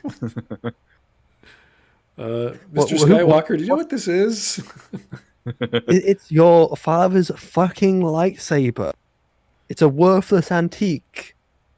It's a fucking lightsaber. That thing To you be It doesn't lost. matter that it's his father's. Any lightsaber, it's not worthless. That is consistent to Ryan Johnson's characterization of Luke. It's not Luke Skywalker at all. I don't know. I don't think Ryan Johnson, actually, no, that's probably something he would do. I was about to say he wouldn't call a lightsaber useless, but then he did call it a laser sword. Yeah, he called it laser sword. There's no coming back from that. Remember that when you That got is a mortal fucking sin. your arm got chopped off there, Luke? You would have I came with us? I remember. I remember that sometimes. Oh yeah, my arm did get chopped off, didn't it? Well, I expected this to not need a bunch of unnecessary narration to take away any subtlety from the movie's acting, or in this case, the comic's artwork, but maybe I expect too much. Chewie comes in to get Luke's attention, but when Rey mentions that they can explain how they found him while on the Falcon, Luke realizes that Han isn't there. Another He finally opens his eyes. Break some doors. That's what it takes. And no, Rey has closed her eyes. The sheer power of the dust that Chewie just brought up. Like, look, what's wrong with your room? What is wrong with people's eyes in this comic? They just close them for some reason. It's like when someone's taking a really bad photo because someone's blinked at the last moment. It's easier to draw. Way easier to draw. Just then open. Yeah, I know. Fucking I know eyes can be difficult to draw, but seriously, just a little dot would help.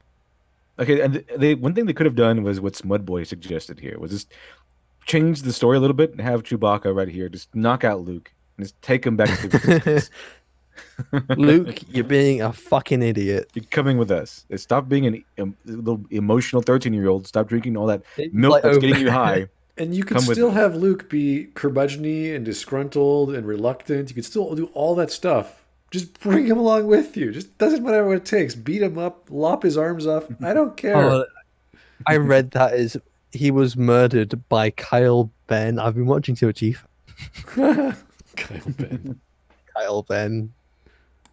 Added scene, once again taking away the more subtle storytelling, as Rey just tells him Kylo murdered him. I would have known. I Subtle would've as a felt fucking it. bat to the I hadn't. face. It just feels unnecessary. See, this is actually good because Yeah, look at his face right there. This is now this is more characterization here than Luke ever got in the movie. right, but See little tears in his eyes. but because we learned about in the previous page that he cut himself off from the Force, he couldn't sense things, which Yeah. would be really Makes nice to know. Exactly. And guess what? Linkara doesn't like this section. He thinks it takes away from Probably the doesn't like the genius things. masterpiece storytelling of the movie.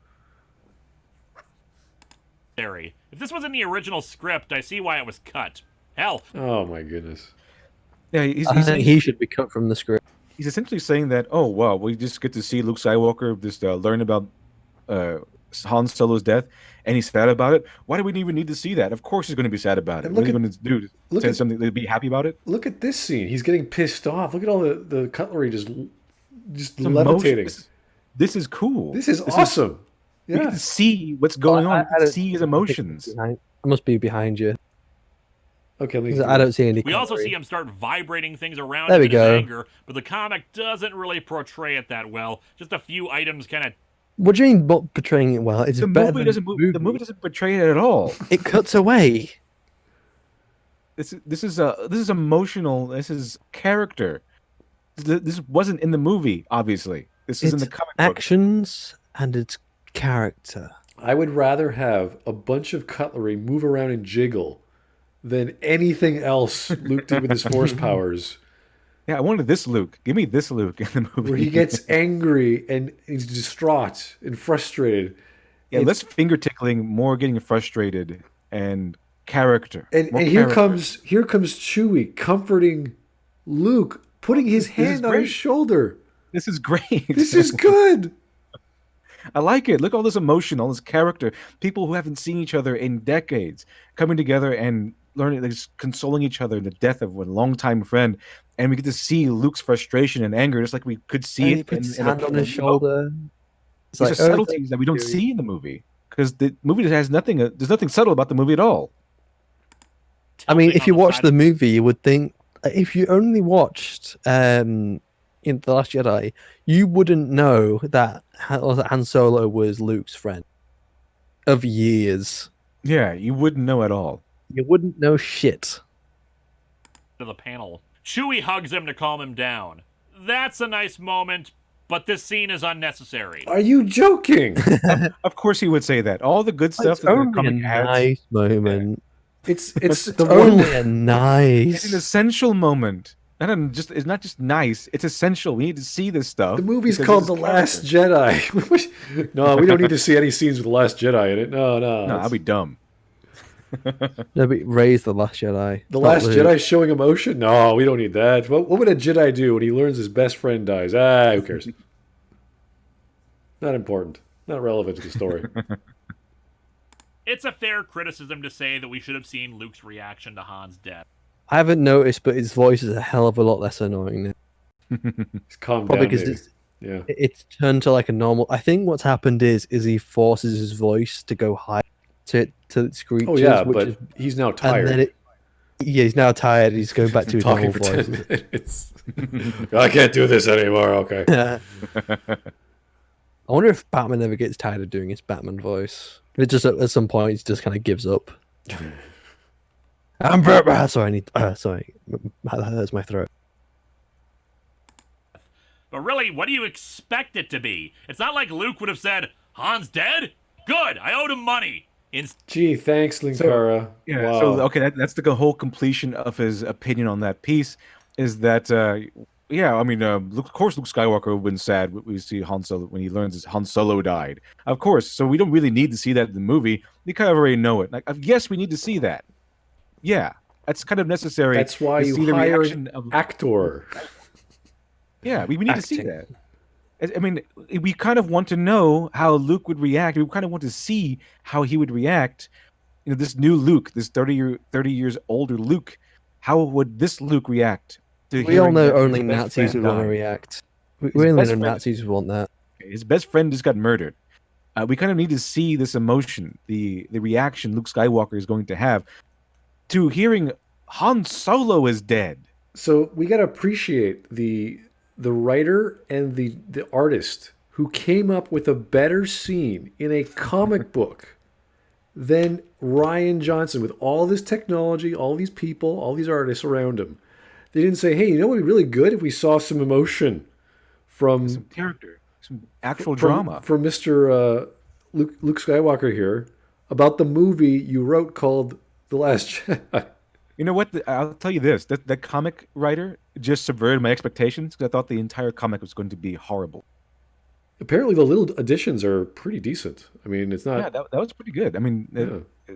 it improved the movie a whole lot because we got to see some character, That is not saying much. some emotion. Yeah, it's a very Well- low bar, but still, it's the lowest bar. It's basically on the ground, and that the bar is buried, but it adds a lot of character and emotion that we don't get nearly enough of in the movie. No, the bar isn't buried. There is no bar. There is none. They kind of threw it away. You see some aspect of drama, you're like, "Oh my god, it's a movie." Actual writing in the Last Jedi, and that's subverting my expectations. Certainly Instead, in the is. movie, the line, "Where's Han?" cuts to Kylo, because that's the answer to where he is. Anyway, Kylo Ren is on board Snoke's ship, and his... No, that's not what the answer to where he is. That's just a cutaway. What's a pretty nice He's cutaway? not Han. He's not Han. There's what? It's a pretty nice cutaway. I mean, he goes from "Where's Han Solo" to the guy who killed him. That's a pretty decent cutaway. But that's still not where Han is. He's No, not it's not. answering the question. It's who killed him. So he's like, oh, it answers the question. No, it doesn't. Han is like the Scarecrow at this point, like from Wizard of Oz. He's a little bit of him was over there, a little bit of him was over there. He's all over the galaxy now because he's been blown up. Well, he's more being blown up over a solar system than a galaxy. big-ass knows? red throne room. It's impressive, but I imagine if I had a throne room, it wouldn't be so Spartan. You know, put some trophies up or something. Really, what's the point of having such a huge throne room if you're not... Wow, thank you, sir, on What your trophies? interior design choice. Really needed to know that. Also, I it's mean- not a throne room; it's a throne womb. Thank you. When I have a spaceship, it has to have like really, really big dorsal fins, or else it's not a spaceship. Like, what are you doing? It needs to have red flames on the side. Linkara does have a spaceship. It's called Comicron 1. It's official The canon. thing is, the and throne Linkara- room Linkara itself, verse. I would honestly have that throne room if I could. I would just get rid of the curtains, I'd get rid of the weird guards, and I would face the throne to face the outside, and I'd have a great view of space. The big space. Come on, you wouldn't want... You can't tell me you wouldn't want a nice big view of space. Yes, the only place that capitalism has not infected yet. Space. The final Not gonna frontier. decorate it. Anyway, Hux is finishing up a talk with Snoke on how they're gonna deal with the Resistance. Something that Snoke is quite happy about. As he leaves, Kylo kneels before him. You wonder why I keep such a rabid cur in such a place of power. A cur's weakness, properly manipulated, can be a sharp tool.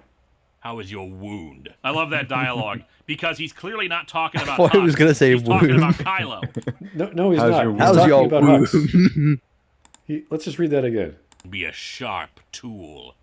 How is your wound? I love that dialogue because he's clearly not talking about Hux. He's talking about Kylo. No, he's actually talking about Hux because Hux just left the room. Yeah.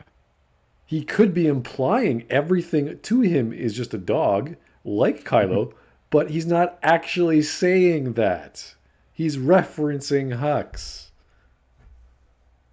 I don't get... I think if anything, it would have been just in the meta. It would have been a line put in for, you kind of show that that is how Snoke views everything, and that probably Kylo probably also sees it as maybe he views me as just being one of his lackeys as well. Sure, of course, definitely his most powerful lackey. He's one of the most... Yeah, but he's not actually talking about him. It's just an insight into how he thinks. Like, he's the supreme leader. Everything to him is subordinate, so it's fine. But it's like, he's not actually referencing him. He's talking about Hux, the guy who just left the room. I mean, this is pretty obvious in the movie, because when you have stage directions, you see them talking, and it's moving, and then Hux looks at him, and they look together, and then, why is he here? Like, that's clear. But he's referencing the movie in this regard, because there's not much detail. If you go back again, let me just... Like, there's one panel. That's all he's showing us. It's like, oh, come on. He's inventing stuff. I love this line because he's actually talking about Kylo. It's like, sir. Oh, I love the copied and pasted pillars. Yeah. Occur in such a place of power. A cur's weakness, properly manipulated, can be a sharp tool. They haven't even hided the fact I that love they that copy and pasted dialogue them. because he's clearly not talking about Hux. He's talking about Kylo, and that question about his wound is the beginning of him manipulating his weakness. Snoke Is it? Really? He's just referencing asking Hux, how he is. He's referencing Hux in that. Like, manipulating Hux. So, how's your wound? No. So, he's referencing Hux in that paragraph. I think Linkara is trying to point that out in that fashion. Like, I love this dialogue because he's referencing Hux, but he's actually talking about Kylo. I don't know. I don't know where he's going, but no one knows. Yeah, you don't start bringing up loyalty by insulting the person who just entered the room. That's not a good way of doing it. Hux was still in the room, wasn't he? He was walking out still. That's questionable, but the implication is that because Kylo entered, he's saying this line of dialogue was towards Kylo. It's like, you still don't talk to someone in front of you like that. It's just not a good idea. I love manipulating people. Oh, by the way, how is your wound? Yeah, while I'm manipulating the person in front of me, it's like, what? Yeah, he can't see that coming. Yeah. Here's the thing. I fucking hate Trump. That's about as relevant. Yeah. Found Kylo. He thought he had found for himself a new Darth Vader, but now he thinks he may have been wrong. Take that ridiculous thing off. Confused, Kylo removes his pants. Snoke claims that he has too much of Han Solo's heart within him. What the fuck was that from? He just likes making jokes. Don't worry. It's a joke. Everything he said is a joke. I mean, I'm not laughing at it because it's funny. I'm just laughing at it. It's like, what the fuck? When Kylo objects, saying he didn't hesitate, we get this added line. Did you think I was not watching? I see everything! I see what you do with that burnt-out Vader helmet, Kylo! Ew! He comments that he did indeed hesitate. God, I wonder if there's a funeral for comedy. Split his spirit. This one's a neutral cut. The same idea comes across in the movie still, but it implies a lot more about Snoke's own power. Kylo tries to attack in his anger, which in the comic looks more like... But Snoke just casually zaps him with Force lightning. He reminds him that as long as Skywalker lives, hope lives throughout the galaxy. You're no Vader. You're just... But why? Why does hope live through the galaxy? Because of one old hermit that people think's a myth. And who doesn't care? The people think he's a myth. They don't think he's real. So why does the galaxy give it... Why does the galaxy give two shits? Look at the bottom right hand panel. I love that. That's a face. That's the face. That's the face of Snoke. Is real face, kind of like when Darth Vader takes off his helmet. Low graphics. That's the face that Snoke should have all the time. It's like a. Is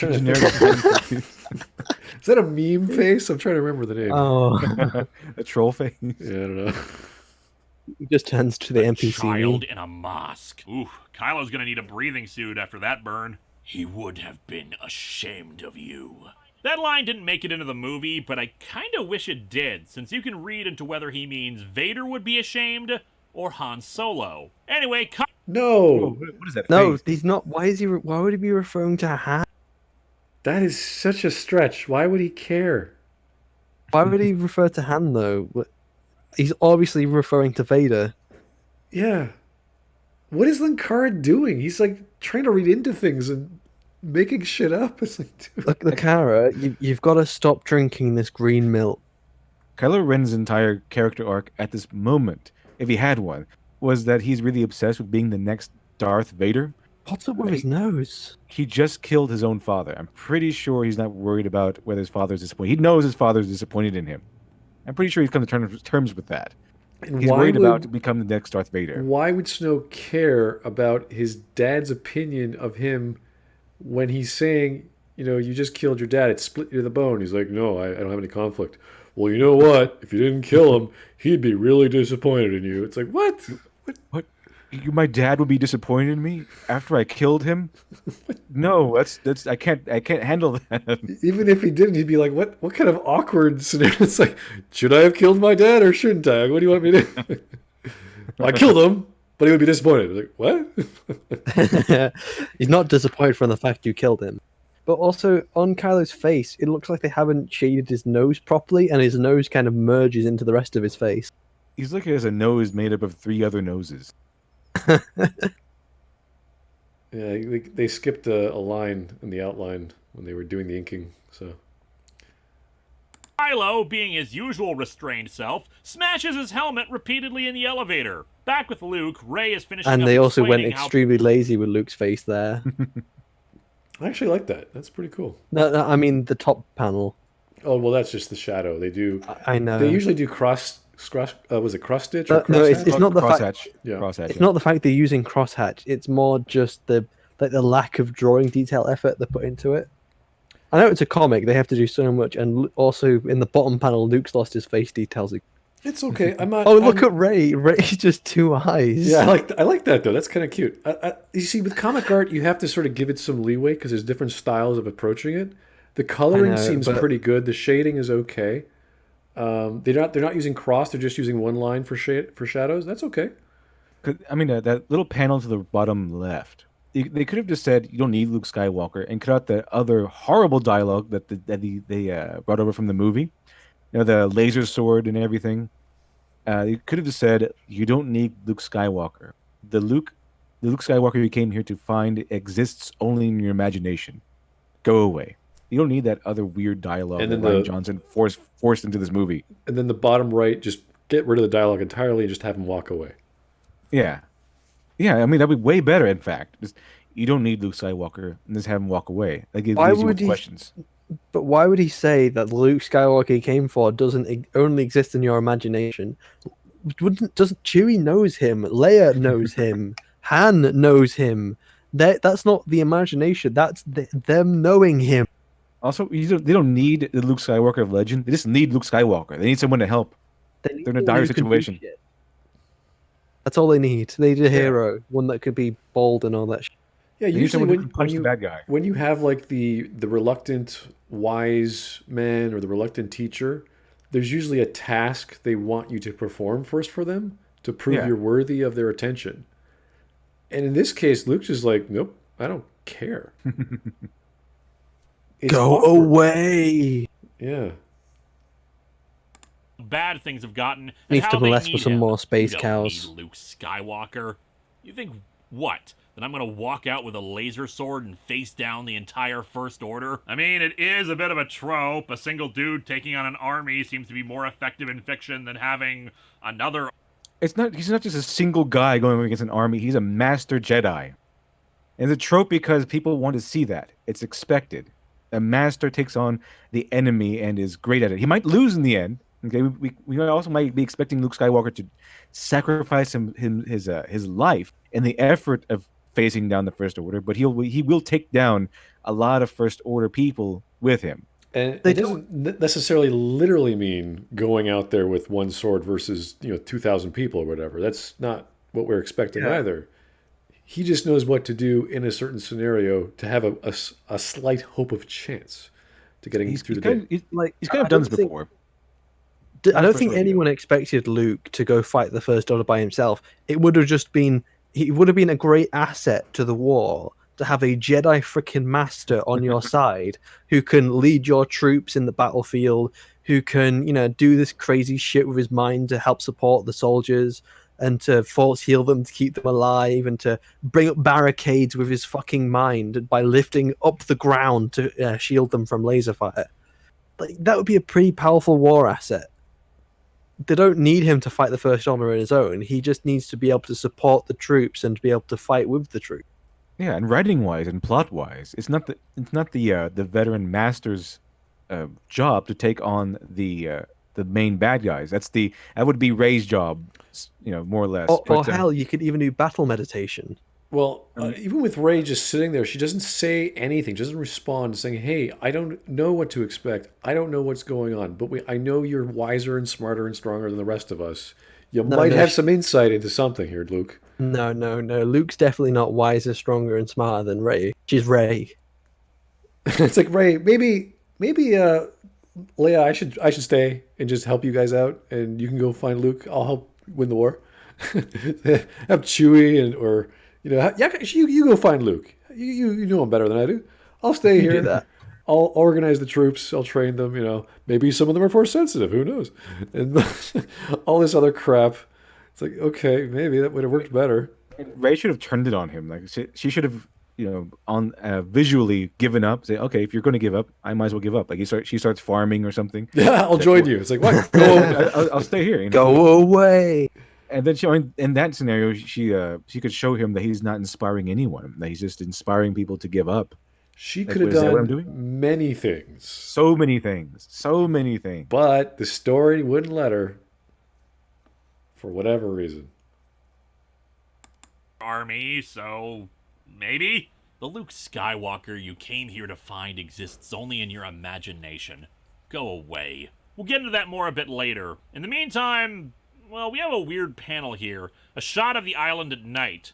I think the idea is that it's a transition to show us it's the next day and they're skipping over showing Luke's daily routine of drinking milk straight from a space cow and then going fishing. While I like those scenes, especially the space cow bit, because Luke is trying He likes those scenes. Of course, especially the space cow bit.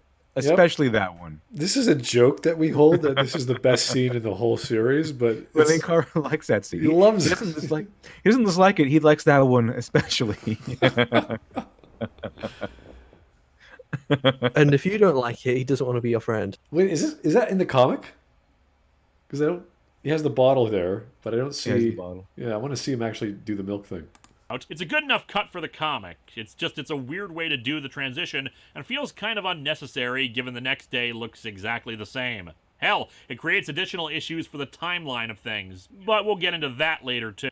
Like The Last Jedi has a fucking timeline. It's a joke in itself. Yeah, Ryan was really concerned with continuity and pacing. That was the two things he really cared about.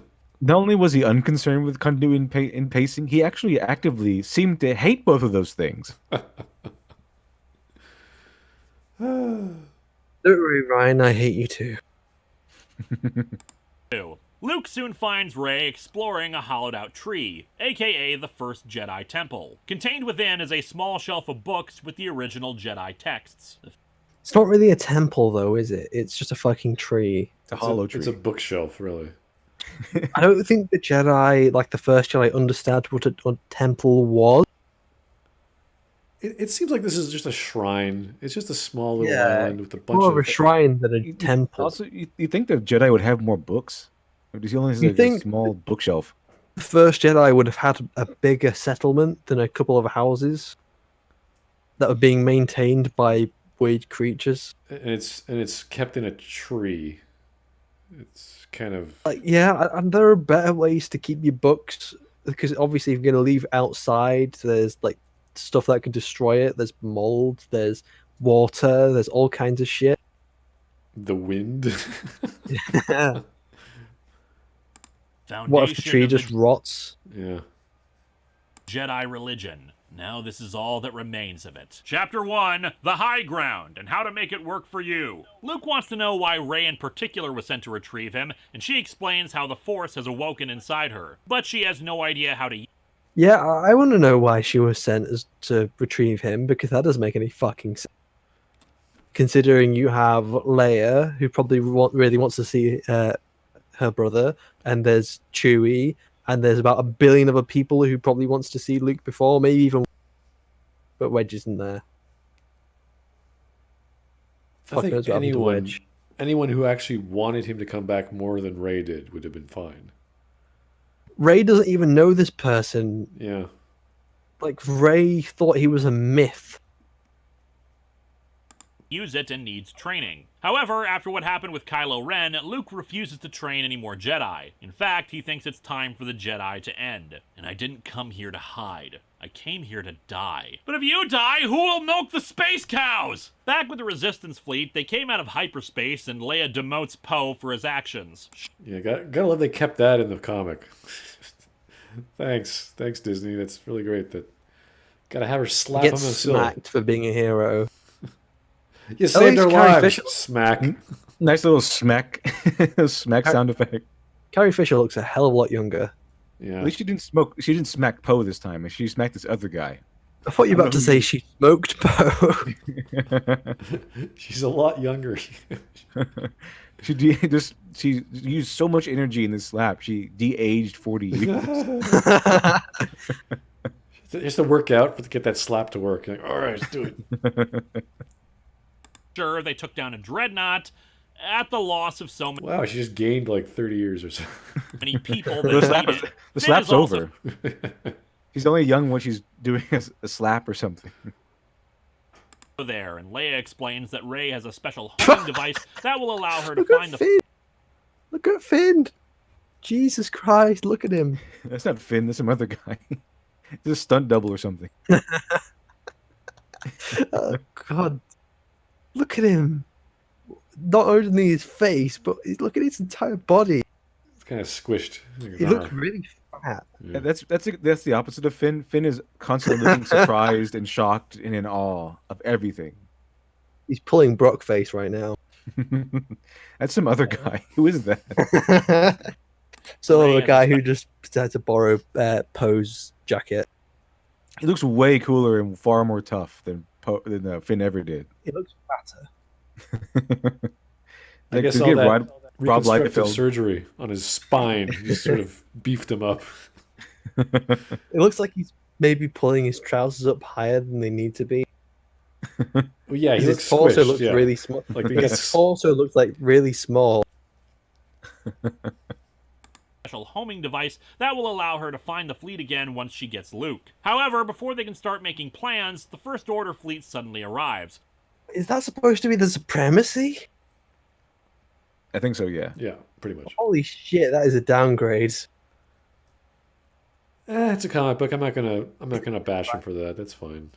No, I just it looks nothing like the supremacy. Well, it's like a giant triangle, so it's not it's not a big deal. Or trapezoid, or whatever you want to call a Considering pentagram. the amount of times Marvel has been caught sketching up, drawing over like fan designs and just random images they found online, and even some parts of the movies themselves, they've ended up straight up drawing from. I would have expected that at least to be a little better. Well, if they can give an upgrade to Finn for getting his spine broken, I guess they can downgrade lines. It's like draw some lines and just put some black dots and little light lines in there. It's like, yeah, okay, let's do it. Simple design. Along with Snoke's own big-ass ship. Somehow they managed to track the fleet through hyperspace, and they only have enough fuel for one more hyperspace jump, so escape really isn't an option. They start scrambling fighters as the First Order launches their own. Little note about the art here, Kylo Ren's ship, called a TIE Silencer, is seen here, and it looks kinda chunky. I don't Fucking dumb name. TIE Silencer. Okay, we have the Interceptor. It's really Yeah. strange. It's a strange name for a ship. The TIE All the Advance, the TIE different- Bomber. Yeah, there's a whole bunch. TIE silencer. Yeah, it's like Is it so it's not going to make any noise? Flies through space. who knows? Maybe it's a cloaked. But, It's like- one of those special cloaked ships that they can't find it. You know, when they usually name something, there's usually something that really cool there. Well, Like, no, there's a okay, function. so it's something like a TIE bomber. No, You bomb it's- stuff. but Yeah. it'll also be something intimidating at least. No, I looked up models and toys of it where it seems to be close to this, but it looks like it has more of a solid middle section here than in the actual models. Kind of like how Vader.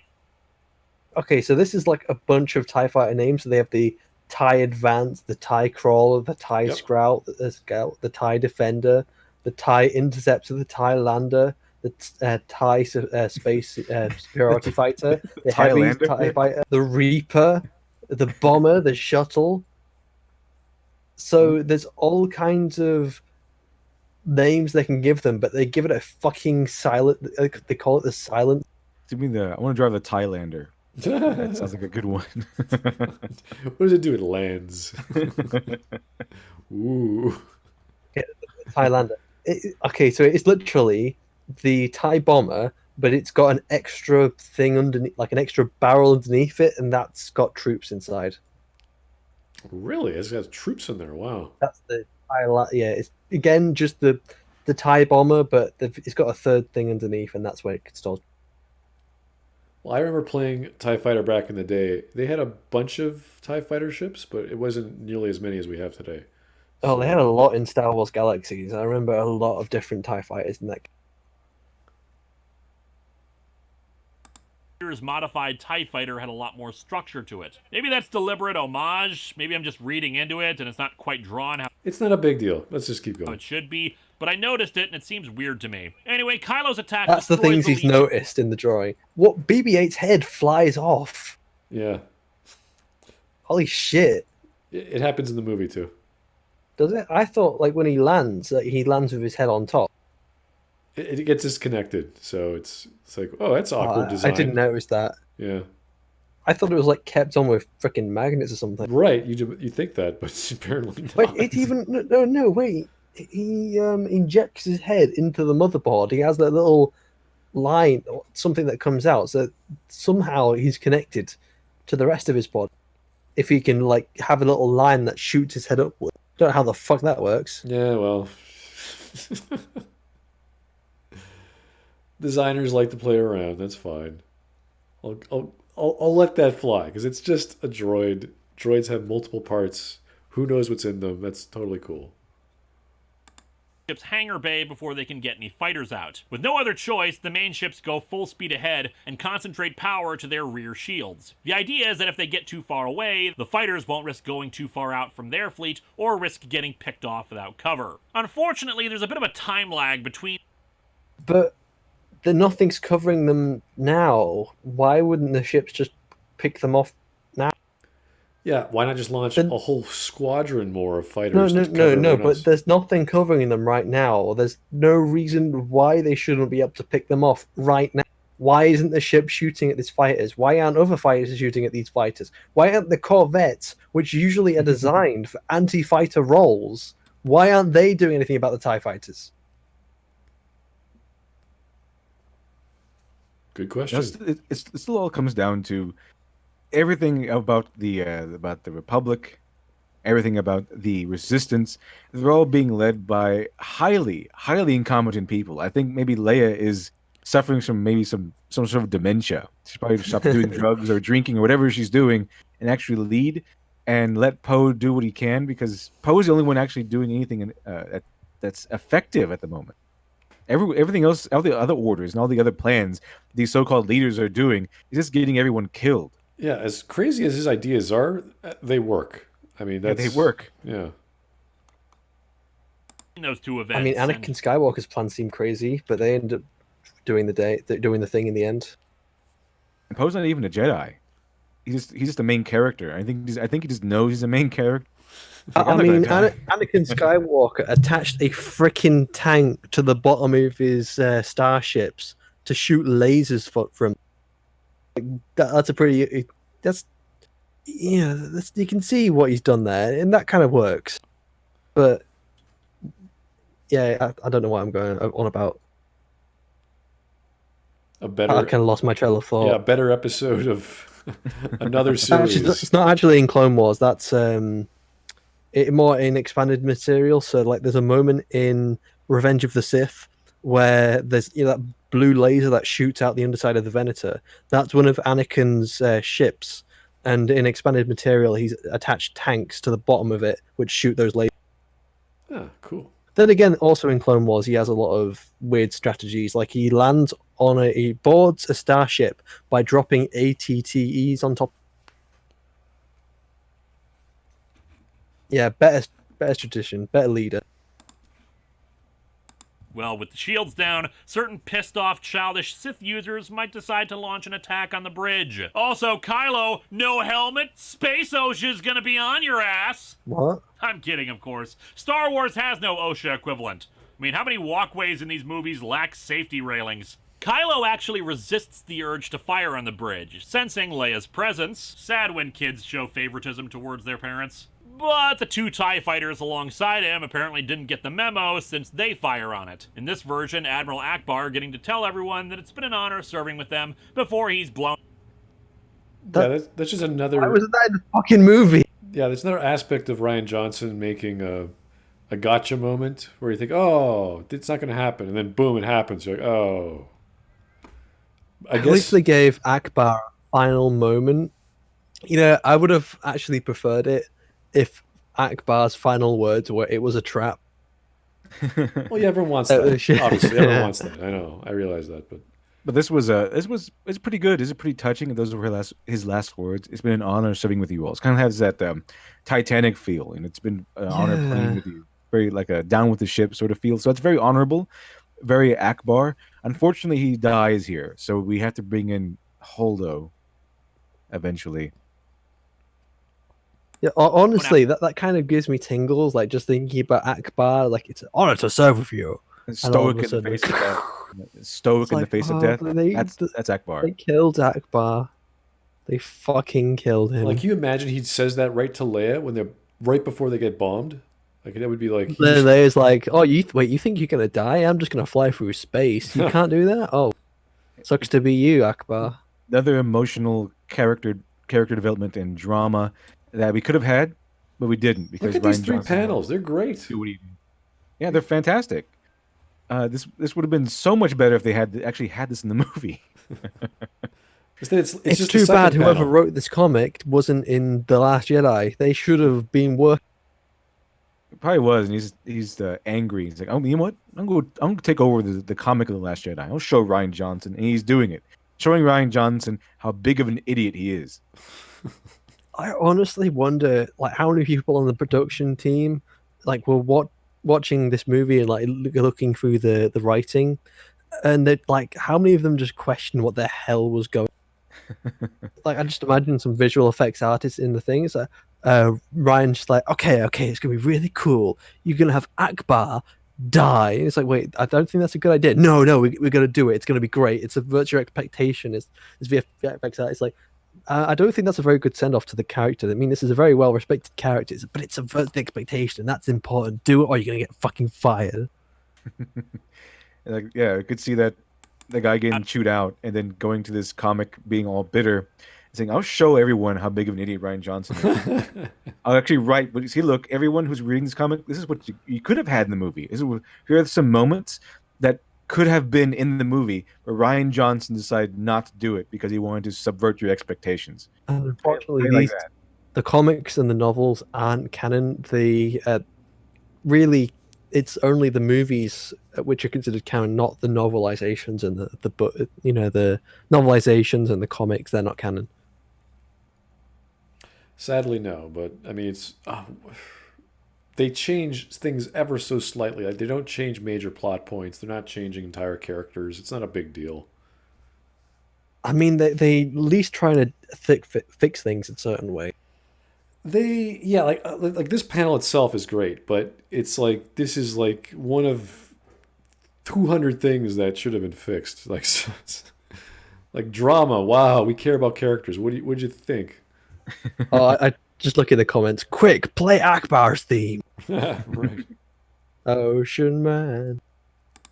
Into space with everyone else, including Leia. And thus we get to another controversial moment, as Leia uses the Force. She turns of black nowhere. for a moment. She uses the Force out of nowhere. She just suddenly can use the Force like a master. She's not froze. Like, she looks completely fine. She's opening her eyes. She looks annoyed. Ah, this again. Like, We talked about space. Yeah. Such Like an she does this on the inconvenience. She just floats out into space on the weekend. Lifting rocks. It's really quiet out there. Like the vacuum, the solar radiation. Oh, not again. There's nothing more exciting and calming than floating around in the vacuum of space. There's actually a moment in Rebels where a droid gets flushed out into space and he's just kind of like floating there. You see at the end of the episode, he's like, this is really calm and peaceful. And these little space creatures kind of come up to him. And then the ship comes back to pick him up and he's like, no, leave me here.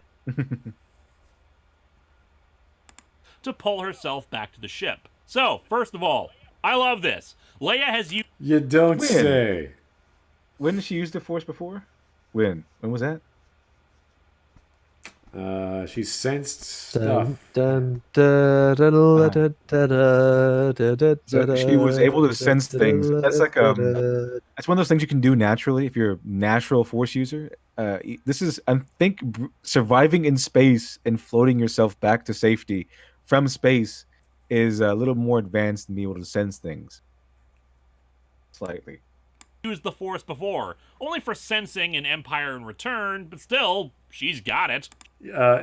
Okay. Oh, there's- I don't think But we don't know I mean, she I would- did that. She don't know if she had any training or anything. She's all of a sudden she can do this. That's like we could saying infer is that she's not a Jedi, so we infer that she hasn't had training, and we haven't seen her train. Yeah. So we just assume she's been a senator and a general since we last. it's like saying we saw her put on soccer cleats, and then the next time we see her, she's like winning the World Cup. It's like what?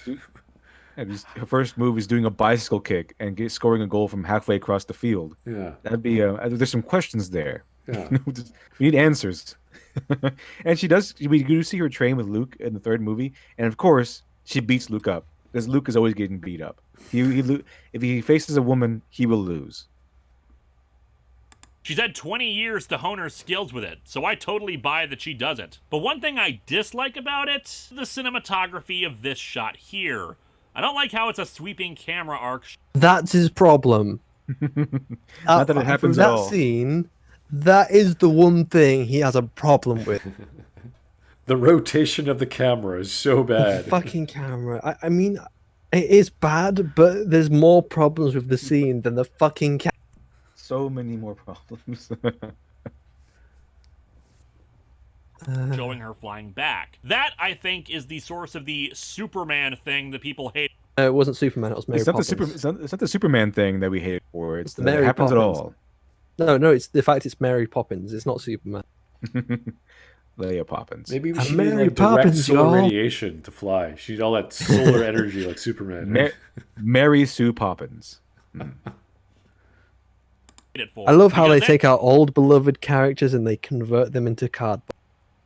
that camera motion is a superhero type of shot. Someone flying past the camera like that. It kind of took me out of the moment. Again, that's what took him out at the moment. Nothing else. That moment. The fucking camera. There's so many more things to complain about than the fucking camera. Jesus Christ. It's Because like complaining your table's on fire when the entire house is burning down. Not the house. In fact, the entire fucking street is burning down. And you're complaining about your burnt fucking toe.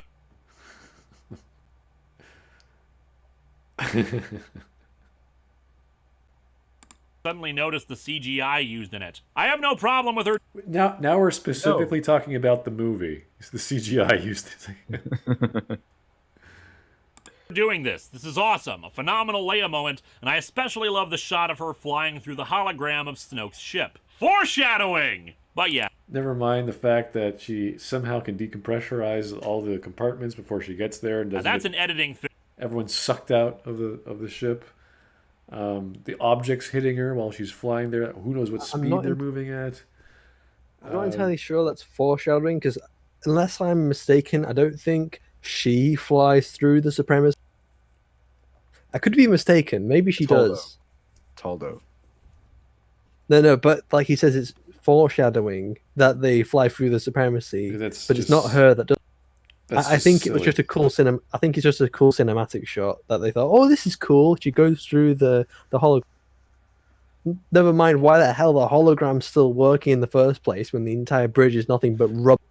Also, just with the ship is going forwards, and the ship probably would have left her behind. So Yeah, if you have explosive velocity from an explosion and she just happens to be accelerating at almost the same speed as the rest of the ship, which the ship is trying to escape from everything else. So there's really no acceleration happening between her and the ship, unless you want to argue gravity is somehow keeping her in tow. well, no, this is Star Wars. If you take an engine off something, then it stops. Exactly. So that means that the explosive velocity was so powerful, there's enough momentum for her to somehow magically match the speed and continue because she's further away. She's further away ahead of the ship, and now she's flying backward. Yeah, because surely should be behind it, right? Because the ship, in Star Wars logic, you're going to slowly lose your momentum, but She the should ship have would keep been very, very far away, like in another direction, not in the same vector. Like it's a magical thing that she managed to have the same vector as the ship was traveling in at the same magnitude, which is a fluke. So Also, what- why is she conscious while doing like? How is she managing to stay conscious to pull herself in like this? I imagine the same effect if you were Considering she's shocked, been outside for hours. like jumping into water, like you fell from a great height. You shocked your system into, not like when your air escapes your body, like when you lose you get the wind knocked out of you. Not like that, but just like you naturally know not to breathe, like that sort of effect. But after a few minutes, I don't know. I think it's like a minute or two. She's in there. It's like, oh yeah, she's beginning to I die. could swear it's more than just for a minute. I think she's out there for a while. I'd have to check, but it's still very hard to believe unless she has some sort of literal force field force, like covering her from radiation, from decompression, from heat, from parts of your body melting and parts of your body freezing. Like, all these things are happening to you. So It's crazy to me that people defend this scene, and like some people have like they think there's nothing wrong with it. It's absolutely perfect. yeah, you really have to start inventing force powers just to explain all this crap. Like you really have to. You know the Jedi and don't the Jedi have to use, even in the prequel movies, they have to use apparatuses to breathe and stuff. I don't think Right, even exactly. Yeah. Qui-Gon Jinn would be able to do this. Yeah, like when we look at Mass Effect, you have a lot of leeway with Mass Effect fields, bubbles. Like you can get away with a lot of crap, unfortunately. With this, there's no other precedent for this sort of behavior. So, by slower through space than her entering the remnants of the bridge like in the movie. Not the sweeping camera. But as iffy as that shot is, comic is worse. Because like with the scenes with Luke, we apparently need Leia narrating to us. It's supposed to be inspiring. Her mentioning the whole So what'd you say? She's like, is this the end? A sight of a lifetime spent fighting, resisting, and surviving? Luke once told me the future is always in motion, difficult to. you know what? the future. If she had narration in the movie, and it's like a flashback of Luke training her, hold your breath, do this, do that. It's like, oh, she was trained. That would have been a few seconds of exposition just to tell her, oh, she knows what Or she's you doing. could just remove the scene entirely. Just have her Well, die. You don't need to have the things. You don't need to have the Admiralty blown out the fucking window. Yeah, but a few seconds would have done it. Just a few I'm- seconds of a I'm just- flashback. I'm just gonna play to see what future she is says always last. in motion and difficult to see thing, and adding, as I look within the force for a glimpse of mine, it is But as I look within the Force, a glimpse of mine, it has never seemed so.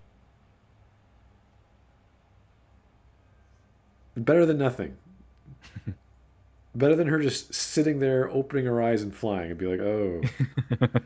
You could just remove the entire scene from like You can all remove this the from- movie, but that's what we've got. The whole thing's a wreck. Actually, there's a lot of. I remember this is a big part of Rise of Skywalker, and you can just remove it completely. Like you can have the everything from Chewbacca getting captured to, like I think it's C-3PO's mind being wiped could have been like avoided.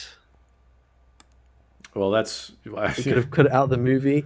It's all contrived for. In fact, no, they could have just gone straight from the getting the knife to Endor. They could have just gone straight there, but instead they have to go through all this song and dance because Rey decides to go out into the desert and Chewie gets.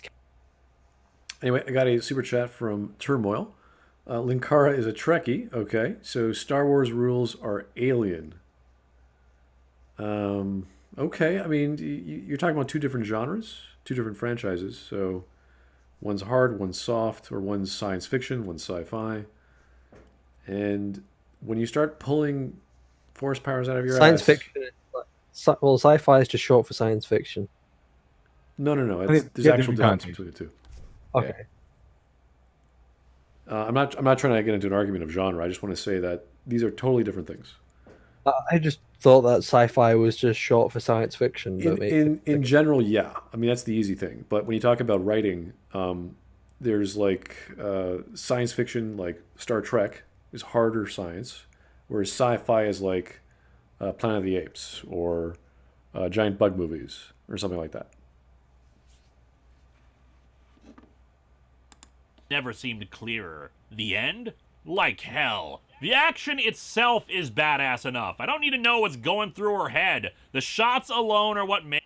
wait, she really said the end ? Like hell. That was really the thought that went through her mind.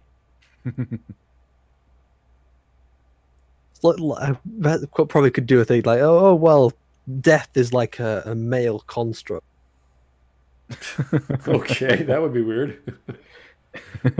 Oh, see, that's just a way of keeping the women down. That would be really strange. That'd be like, okay, there, Ryan. Very fitting for Ryan Johnson.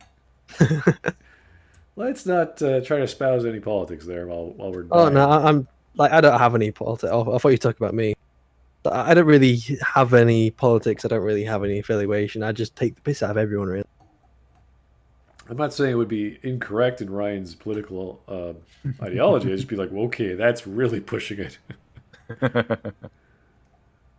Make it work. Also, no friggin' hologram shot. Bullcrap. Oh, it's made no better.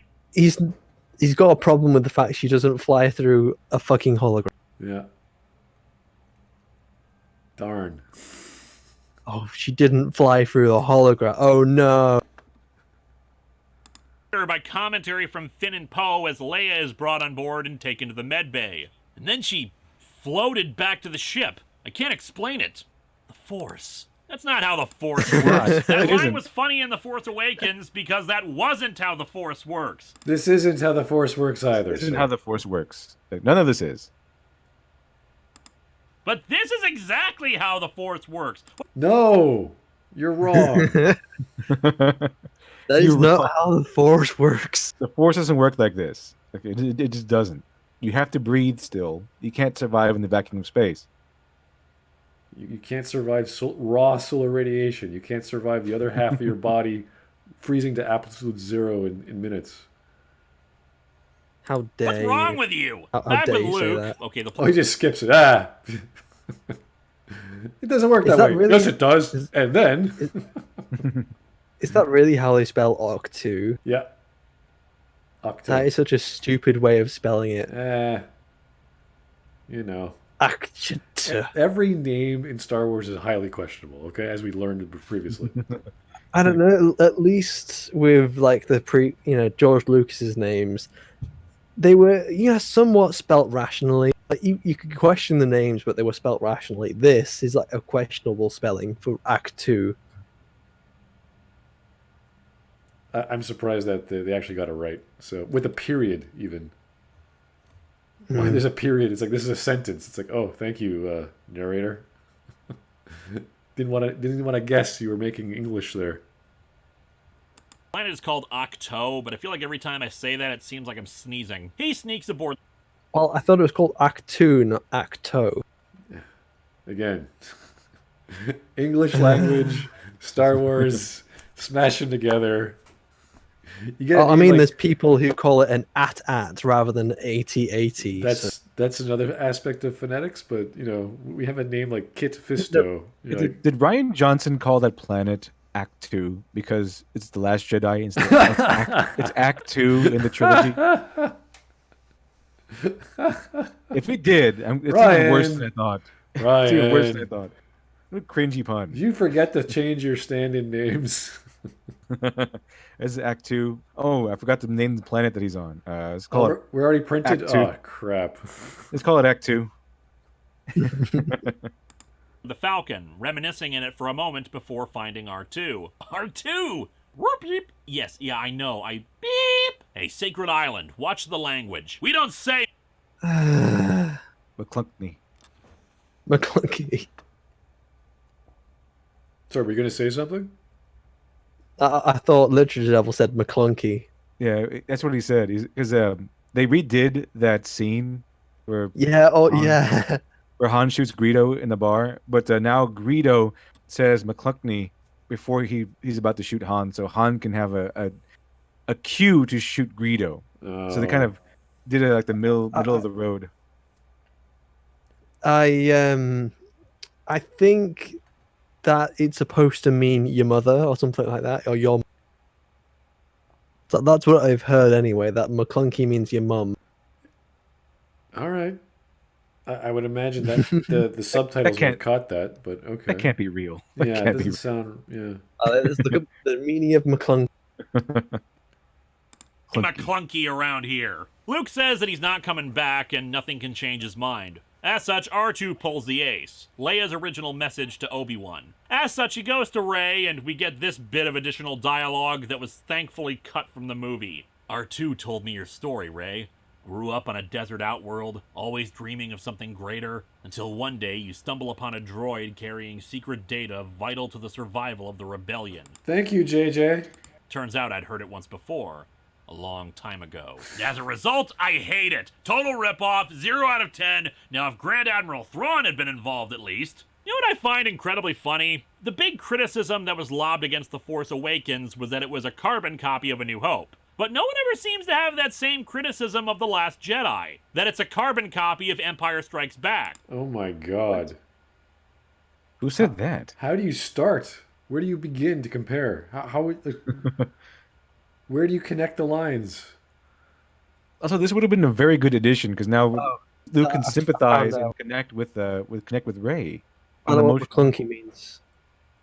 So the full phrase apparently means it will be the end of you in Huttonese. Apparently. Okay. So Linkara is now stating that why doesn't anyone make the same comparison to Empire with The Last Jedi? Really? Is that his argument? Gee, maybe because Empire was actually decent, and he's saying that he's complaining that no one is really making a comparison. Jeez, like wow, why? Because it's like comparing night and day. I don't know why. It's completely different. That's why. It's completely different. Two different things. And of course it isn't, but neither was The Force Awakens, and it didn't stop people from saying so. No, there are many comparisons, plot lines. The Force Awakens was just the same movie, except not nearly as good. There are multiple YouTube videos out there, people comparing the two, with numerous examples of characters being the same, shots being the same, actual shots. It's, Because like The Force Awakens and A New Hope, superficially it's the same movie. One plot involving a desperate chase with some unique action set pieces, and the other plot involving a Jedi being trained by a reluctant old master. But they don't get trained her training is complete. She's already super powerful. She could probably She could probably fight off Darth Vader and Luke Skywalker at the same time and win easily. See, this is part of the problem with The Force Awakens is when she starts doing things, it's like, oh, I guess she doesn't need training, which makes Episode 9, as far as I can tell, she is training for a year. It's like, why? Why are you training? You can do everything better. And there is than no anyone. chase. I mean, there's no chase in Empire Strikes Back. It's just a chase for a little bit. That's not the entire movie. Also, in Empire Strikes Back, Luke faces Darth Vader and then loses. Rey faces everyone and wins. All right, I'll be back in a second. All right. It's a very strange comparison. Maybe you want to do like camera angles, you could, but other than that, I don't see it. And they're completely and utterly different movies. Yeah. Okay, got a super chat from Onija Jones. I can't remember if I'm pronouncing that correctly or not. TLJ has a copy of The Empire Strikes Back with the end of Return of Jedi added on. It's just crap about it. Okay, yeah, maybe if it was a better movie, we could make comparisons, but I would have to like really rewatch back to back. Like I'll maybe have both going at the same time on different monitors and like look at the two because I can't see the connection. It's like comparing a ship at dock that has already sailed. Like, okay, you see the ship sail. You see a second ship, and it's like in pieces. And it's like, okay, this is, I guess, the same height, width of the other ship, but it's broken. Why? How would you begin to start comparing? It's like you could have on paper maybe. It's like, oh, like there's a character who does this. The same tropes, maybe same scenario. Yeah, that might be similar, but the execution's like, what are you talking about? The whole thing, everything else is completely different. Yeah, completely different. And the results of those changes are completely different. As we know, The Last Jedi is all about subversion. Everything you expect doesn't happen. Yeah. With Empire, it's like action, drama, things you care about, things that happen. Are supposed to happen. There's no subversion, as far as I can remember. And then leaving before their training is complete. Even as a trippy sequence revealing a character's fears. But I guess that only matters if there had been a snow planet. He says to... No. It matters if the scene actually was the same scene. It wasn't. Again, it was a different scene. Luke goes to face his dark side in the cave. And what was that scene with Rey with multiple stuff? We don't know. No one knows. It's just abstract. Is this for interpretation only? What is that? Yeah, we don't know what that means. With Luke, we see he decapitates Darth Vader. It ends up being his head, and he has killed himself in that obvious analogy, this literal analogy in the cave. With Rey, she falls down a hole. She looks at a mirror that happens to be two mirrors or something. She thinks she found her parents, and then she felt really lonely. Is that the same? I don't know. I guess not. There are no clear answers to what she saw down there. So no, not the same.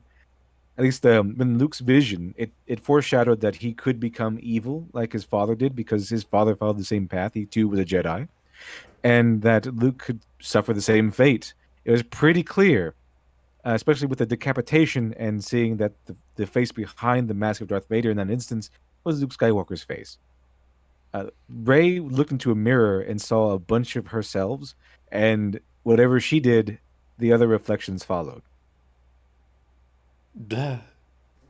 So I said the only thing you can take away from that is that everything in the past led up to here, and everything she does now will dictate the future. Very profound. Things you do affect your future. Mm-hmm. Okay. Thanks. Thank you, Ryan Johnson. Ryan, very very clear there. Glad you clarified what. I'm also glad he clarified that war is bad and that Nazis are bad. I wouldn't have known those things if The Last Jedi didn't tell me. I didn't know that capitalism bad. If capitalism also bad. Keeping animals and torturing animals also bad. Thank you, Ryan Johnson. Slaves are completely fine, but if you hurt an animal or you keep an animal in servitude, that's absolutely horrible. Yeah, and the snow planet was not a snow planet, so Thanks. Very similar. Tomorrow at dawn, he'll teach Salt Rey planet, 3 it's even lessons. more retarded. Said lessons also being why the Jedi need to end. Back over to the fleet, with Leia in a coma and the rest of the leadership dead, chain of command falls to Vice Admiral Holdo. Holdo is especially a point of What a neck. Holy crap. Oh God. Is she a mummy? Like, what happened to her? Is she from Camino? contention for a lot of people who hate The Last Jedi, and I'll get into it more as the story progresses. In the meantime, though, she gives a speech about how the Resistance must survive. They're a symbol to the downtrodden and oppressed of the galaxy that there's still hope. We are the spark that will light the fire that will restore. Okay, what downtrodden? What oppression? The First Order just took power. Was the Republic oppressive? Was the Republic just run by tyrants? No one understands the setting. Fucking knows. Thanks, JJ. Thanks, Ryan. Great job there. Or the Republic. Unfortunately, we're Thanks for the running out of confused lighter pile fluid. of shit we Poe have. goes up to her and asks what's going on, but Holdo reminds him that Leia's last act before getting blown out into space was demoting him. That neck is just freaking me out. I think it's mainly the dress that just accents it for and yeah. so much attention. And the purple hair just pops out. Yeah. A uniform. Everyone else is wearing a uniform. Why can't she wear a uniform? Who's that admiral or the captain from Star Trek who got Troy to wear the uniform finally? We need him on here. Yeah, that guy was awesome. I do know about that, even though I haven't seen TNG. Anyone in the But comments? he's a Remember the name of the captain who took over command? I thought it was an admiral. Show with a J. Not Jericho. I can't remember his name. Anyway. Yeah, great episode. That dude was awesome. Military, got everything done efficiently. Yeah, but he's like being painted as the bad guy for. Yeah, because Captain Picard's ship was all sort of friendly and a family ship. He's like, no, this is a war machine. We're gonna have military operations now. Just do a search. I have no idea. Because of his insubordination and the destruction of the bomber fleet. Despite that, Poe wants to know what's up. Tell me you have a plan. I have a plan. Okay, on one hand, great. A single sentence that would have hopefully silenced the "why didn't she tell him she has a plan" crowd. No, because it's to the point where he's going to mutiny. You need to tell him that there's some kind of plan. If the options are mutiny and telling him the plan. Also, it seems kind of condescending. Tell me you have a plan. I have a plan. It's almost comedic in the Tell me what that the plan is. Yeah, could you care to elaborate so I can know what's going on? Details, maybe. Yeah, the name of the captain from the chat was Captain Jellicoe.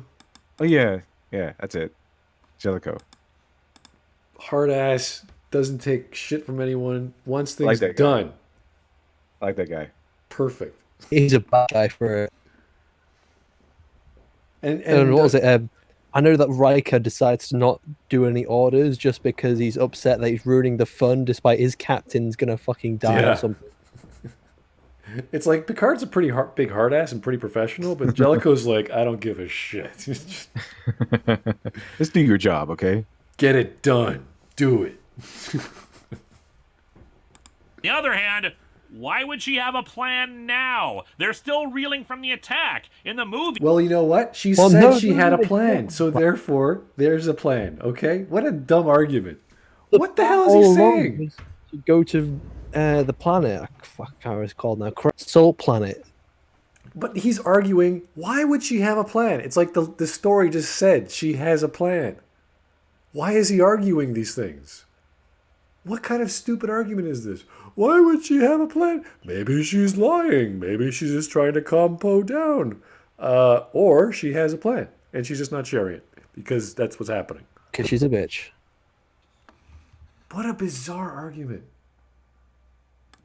she hasn't formulated a plan yet. She's asking another officer for navigational charts so she can form one. But she already has one right after the speech. It was the next panel over. Besides, the entire point of Poe's subplot in the movie is that Holdo and Leia were right about him. He's reckless No, he's not. and dangerous and No, he's not. gets people killed. No, he saved everyone's lives. He's the only one who can do anything. He's the only one that's made any accomplishments and made any progress on their survival. He is the most competent and effective, historically proven fellow here.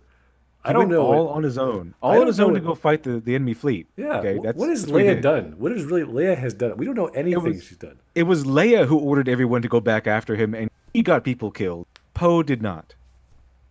Trying to Remember when figure out storytelling used to be good? All you had to do was this scene had to make sense. I have a plan. What is it? We're going to escape, and we have ships to do that.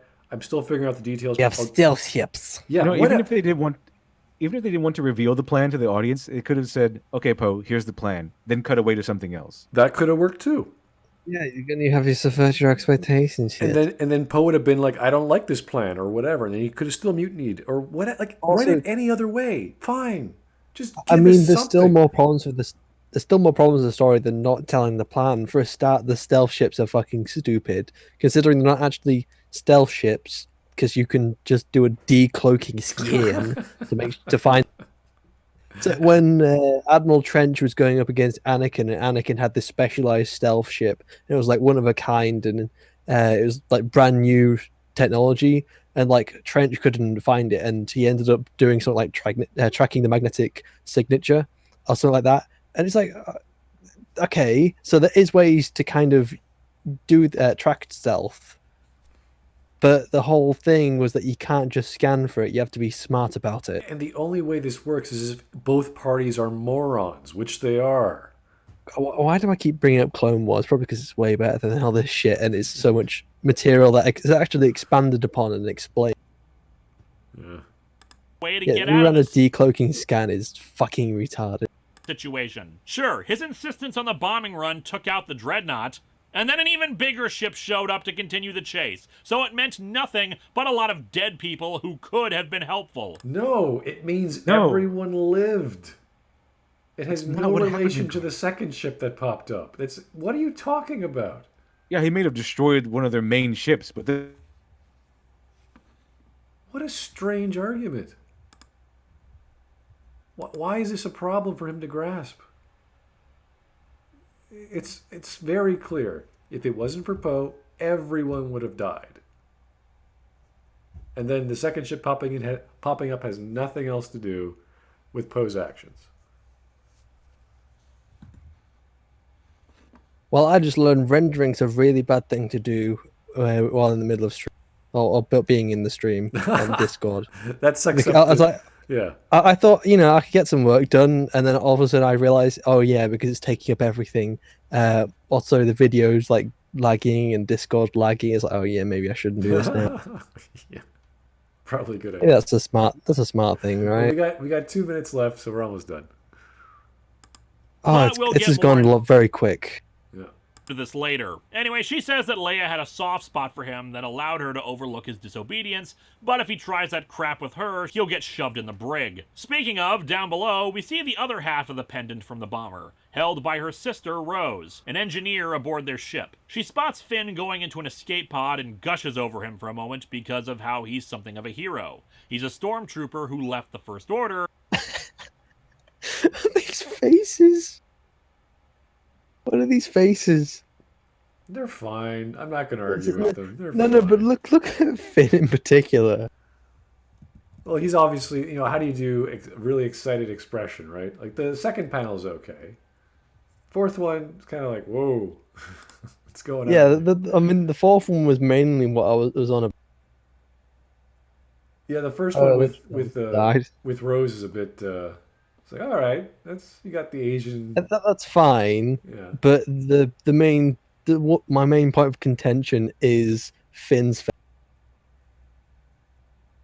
Well, it's a bit different. That's true. But hey, I give lots of leeway to comic book artists just because they have their own angle, and I don't expect them to make them look exactly like the actors, right? I mean, Beast Megatron just said Asian girl has eyes closed, racist.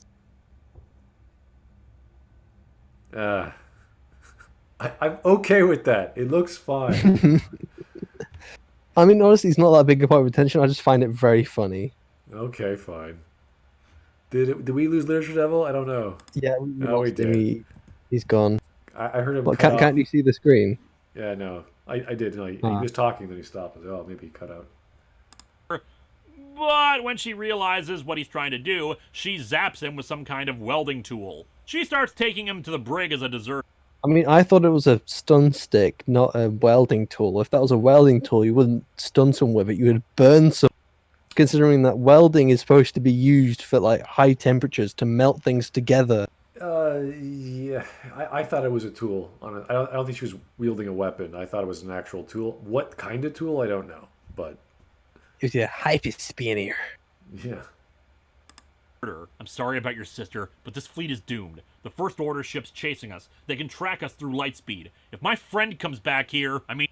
He's not actually a deserter though, because he's not actually part of the resistance. He just kind of turned up one day. And there was that He's scene not in the ranks. where it was cut out, where he talks to Poe about, I'm not really part of the resistance. He's like, yes, you are. Here's my jacket.